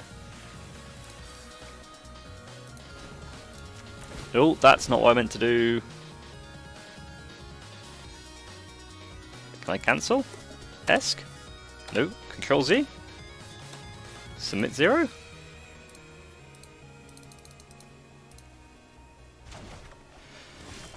Well, it happened. I think we still get to attack this turn, so... or do we? There's something going to die. Probably Ob Nixilis's Cruelty.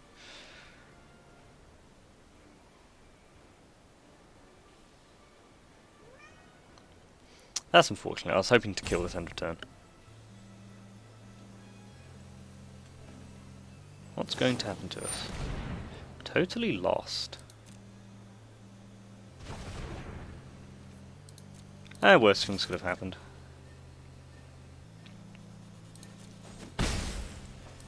Very much have our opponent on the defensive here.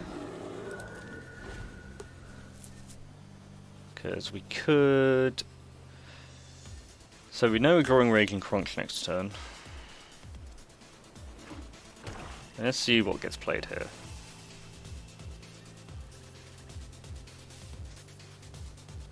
Because we can always shock something end of turn and keep swinging. Like the Shriek Diver just isn't killing anything of ours right now. Enter the God Eternals. Yeah, that's one of the things that would have been it's very bad for us. So it gets rid of the Crunch and a Corrosion. Got rid of a fair amount of good things there. That's rough.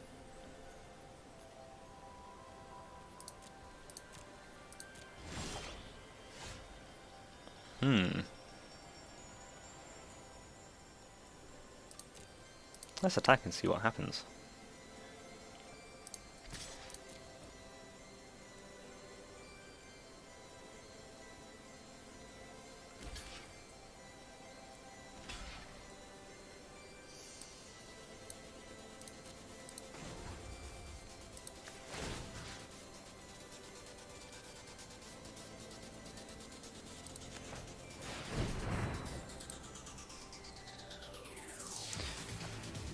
I mean, this does use up some of our resources, but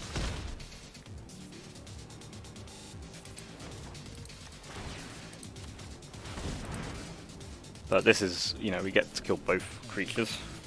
Depends what's left in our hand. I mean, we've got the band together. We don't. The only thing that we have that needs 6 mana or more was Arlinn, and that got milled. So going down to only having 5 lands is fine. Interplanar Beacon. 2 mana different spells. Okay. As soon as I see something like this, I'm like, they're going to have a bolus. Gridmalkin is okay.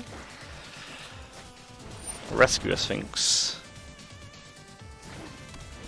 Can't do that on the stack. And there's the Gridmalkin back.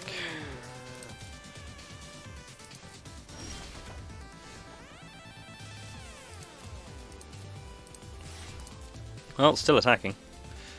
See if they go for the double block again. Oh, they are. That's fantastic for us. Does this even add up to the right amount of damage?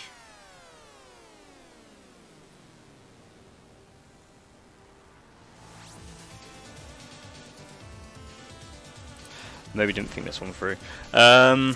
Takes 2 damage, bounce the land, deal the land, can't play band together.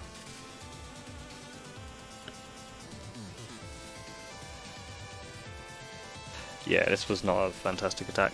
Oh no, we can do it after combat, right? Did we play a land this turn? I don't think we did.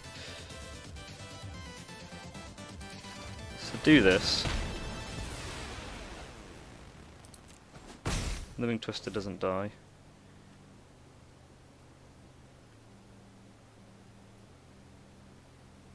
Yeah, that doesn't work. That was not the right play. Yeah, maybe must that up a bit. Ooh, Mowu.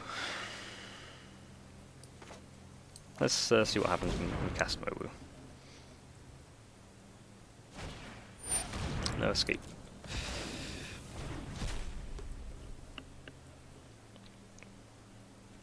Potentially a little greedy there. The idea is, if we resolve Mowu, Iron Bully onto Mowu is going to be a pretty big deal. Well, that's the problem. That's probably going to deal with our Living Twister. Because we could have put the Iron Bully on this and attacked for free through the Sphinx.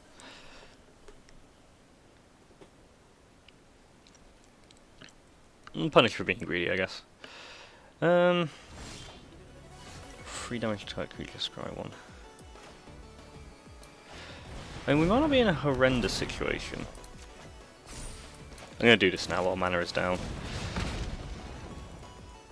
That's pretty good. So, they can create a blocker. Depends what else they draw. Ob Nixilis. I wonder if they're going to kill the Iron Bully to protect Ugin here. We get to draw 2. We get a Ward Scale Crocodile. That actually works out quite well because we'll play a Ward Scale Crocodile.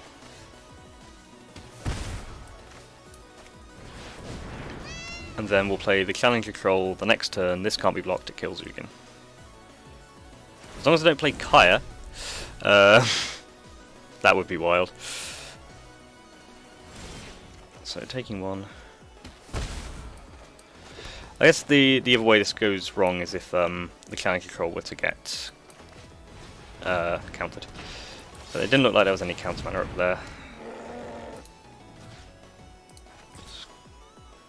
Oh, I keep forgetting this. It's one or more creature. I mean, it still means we're just eating the spirit. And we're putting the opponent under pressure. And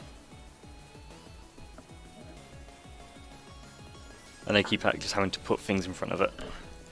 I guess what will happen now is, if Ugin is ultimated, I get ultimated. All the rest of loyalty goes into killing a troll. Is it exile? No, destroy. Then that's not the worst. I guess Ob Nixilis could do that. But then we get to draw 2 more cards. The Grim Initiate's still lingering around. We're not in an amazing spot, but we're also not in a horrible one. I guess Ugin keeps creating blockers forever as well. Although the Challenger Troll will be able to attack next turn as well, so I think they probably have to Ob Nixilis this.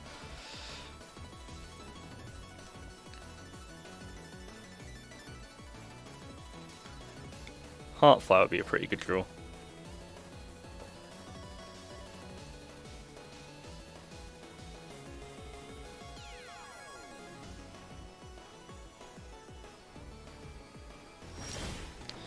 Passing the turn. I think we just have to go for this.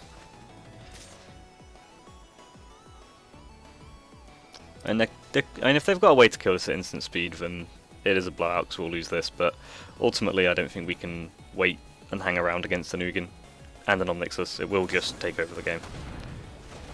Return to hand. That Tyrant Scorn's proven to be pretty good.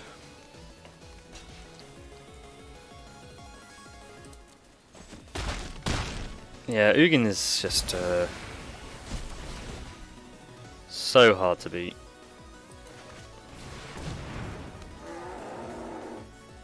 There's no point in hiding lands anymore because we've lost Halloween Twister.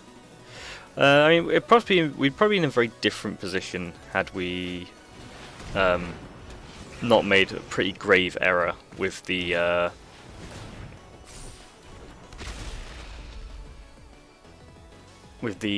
Iron Bully.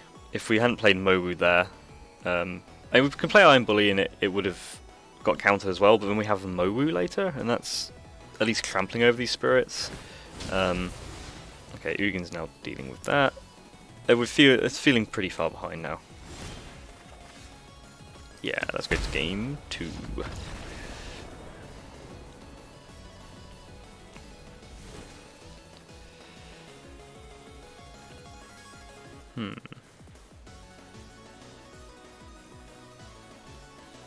So none of this seems amazing. I'm going to bring in the Force Landing again, just because this Geode isn't really... I haven't played it, but it doesn't feel like it's going to do too much. And we saw a Thunder Drake, and it's a blue-black deck. I'd expect to see more flyers. I think we just need to... we made a couple really bad attacks there, and a couple misplays. Playing Mo, I also think we attacked for that Crunch Wrangler at a really bad time, which we didn't necessarily have to do. But I think we know that we need to kind of pressure this deck from the outset, because it seems to have pretty good top end. I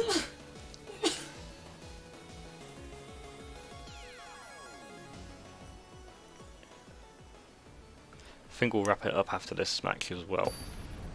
Gotta go eat. Eating is important.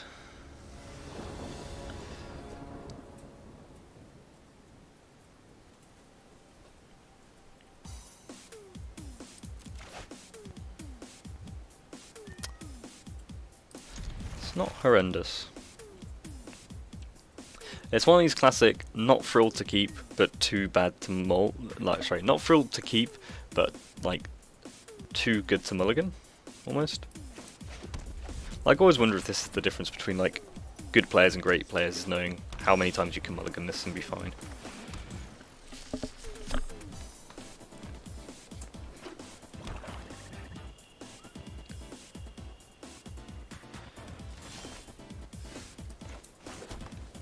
I'm going to start with the Bully.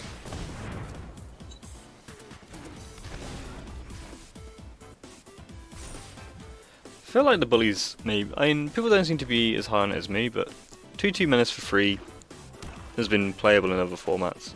If you've got plenty of proliferate, it does work out quite nicely. Play Centaur, because then that puts us on 6 mana and we can like Grizzly and do something. I mean, we could play anything out of our hand next turn. Like Twister and Proliferate might be the way to go. Nagaratano.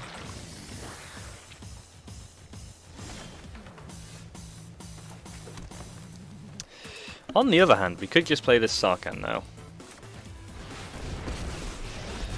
Which I think I'm going to do, because we're in a pretty stable board for it, and we get the dragon, and we can just start really attacking.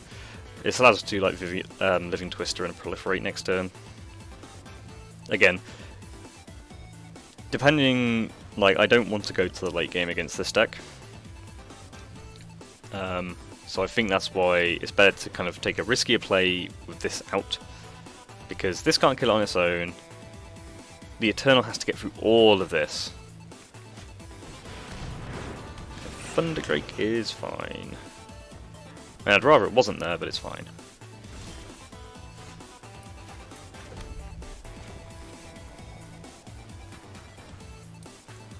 So let's play this. Plus Sarkhan. What do I want to put the counter on?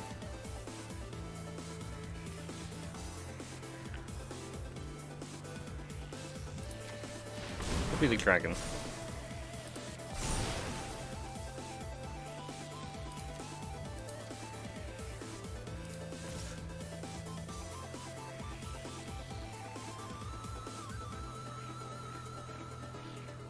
Maybe should have been a nurturer.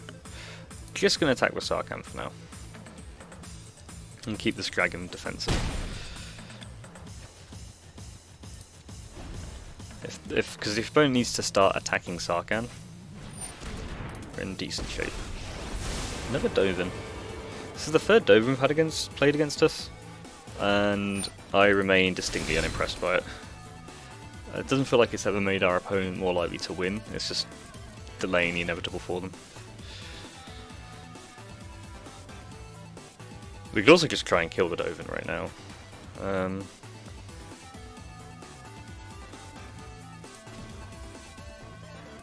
So that's plus Sarkhan. I think we now attack with the Iron Bully as well, because now that we've got Living Twister up, we can start making menace blocks really annoying for our opponent.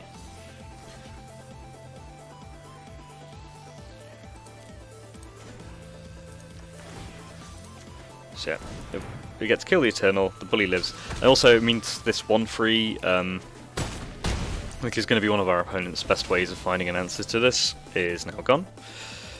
I can play a Grizzly. I can't think of any board wipes that are in just black-blue. I don't think there's any. I haven't... yeah, okay. Didn't see any colour fixing. There was only the Interplanar Beacon. Which I assume is helping with something, because it doesn't really help with Dovin. So... that went pretty well. Honestly, the question is whether we put in, actually no. I would normally put in a Goblin Assailant, maybe, but considering the 2 plays there were a 3 mana 3/2 and a 2 mana 1/3, the Assailant doesn't seem amazing. Games are easier when you draw your bombs. And yeah, let's make this the last one for the night. And let's not keep that.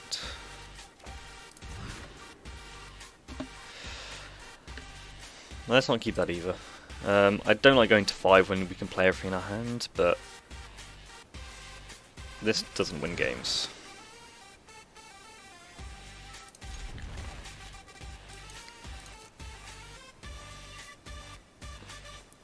This isn't an amazing keep either, but it's at least got some early stuff. And if we find a second land, it's not horrendous because the Gaia's Greeting unlocks some scrying.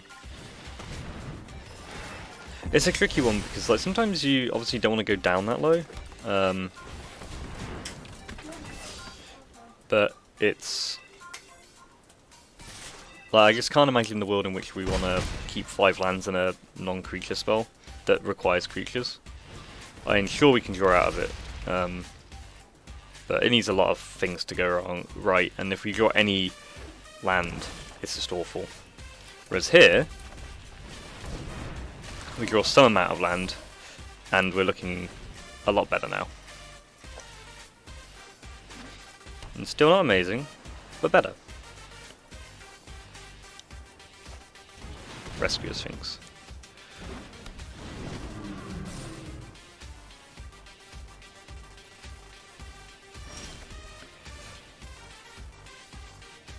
So yeah, that's Gaia's Greeting. We could use the Bantegare or Corrosion Crisis, but really, really want the Scry right now. And this way we can still swing in. I assume Nega's going to take 4 because the last Reaver can grow it. And then we'll see what happens. Like, we draw some more lands and Sarkhan does become viable. Corrosion Crisis could enable some really nice attacks. It depends what happens here. Angrath. Angrath actually I think works out decently for us. Arnim was not a great draw.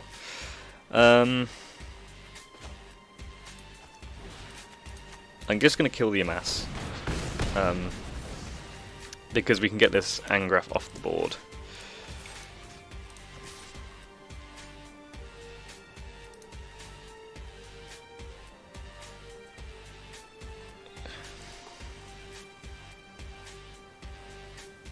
No, let's just get the Angrath off the board. Just because if they didn't have a Lazotep Reaver in hand, I'm like, well, they can make a 2-2, and we can really attack past it. But if we attack like... It's just because there's possible benefits to attacking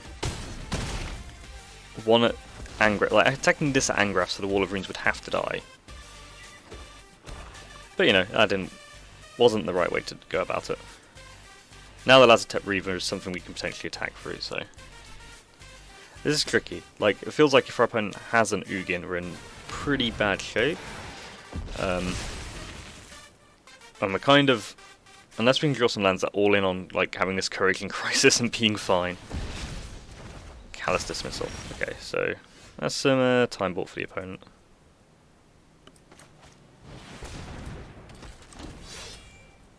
And that's all the opponent, you know, depending on what's in their hand, that's all they need to do is buy time.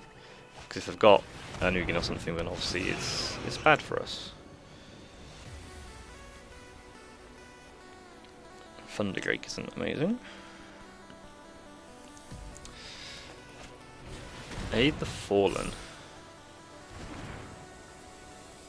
Okay, this is looking much dicier now. Can't really play Zhang Yang Yu. If we play Corrosion Crisis, we can make the Kronk just 6-4. And that makes the blocking quite tricky. We can make the Kronk Wrangler a 4-3.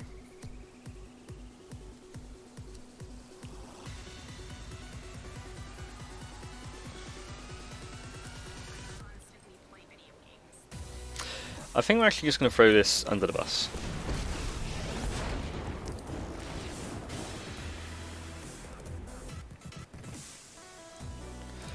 I'm going to put a counter on the Wrangler, because it's just setting up better Corrosion Crisis. Then no attacks this turn.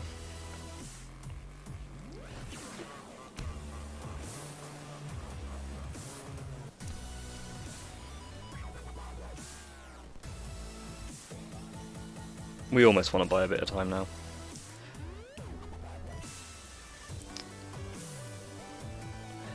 Like, the thing that's going to actually be really tricky is going to be this Amass token. Because that Angrath's going to make it big.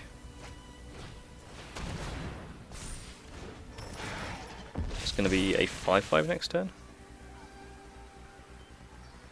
Like, I think we might just have to start getting fairly reckless with attacks.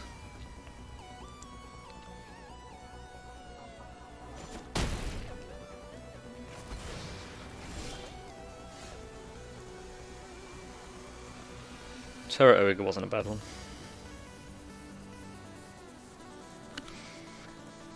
Bit of damage. Maybe something we can proliferate onto. Makes the Kronk Wrangler bigger.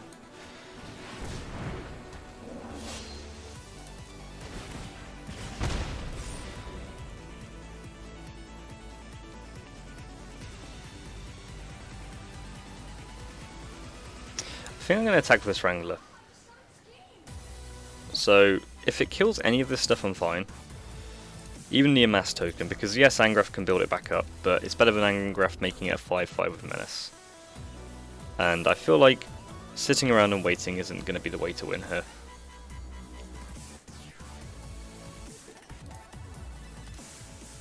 Like, the opponent's gotten too much card advantage on us for us to just kind of like sit and hope for the best.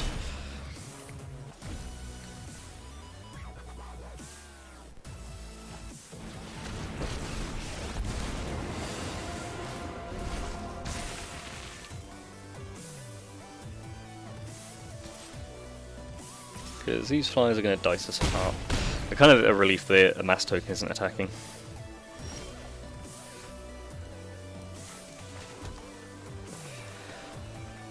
I guess the problem now is, if we attack, they can block 2 of the 4 power things, let 1 through, and then they swing back for lethal. And it's looking fairly lethal in the air as well.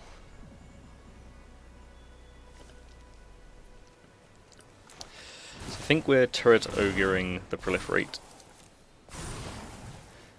The reason being that it can then block this without dying. It also block this without dying. We got a good attack in there. But yeah, we're very much under the cosh right now.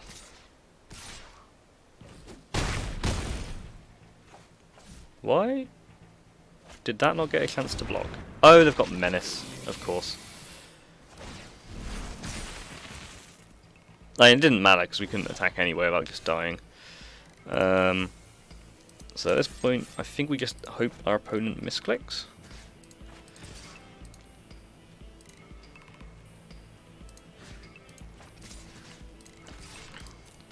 That was a tricky one, off a Maul to 5.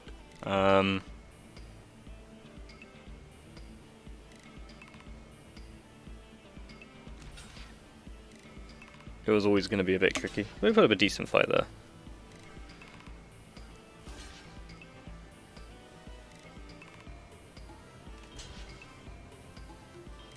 I still think the keeper's correct.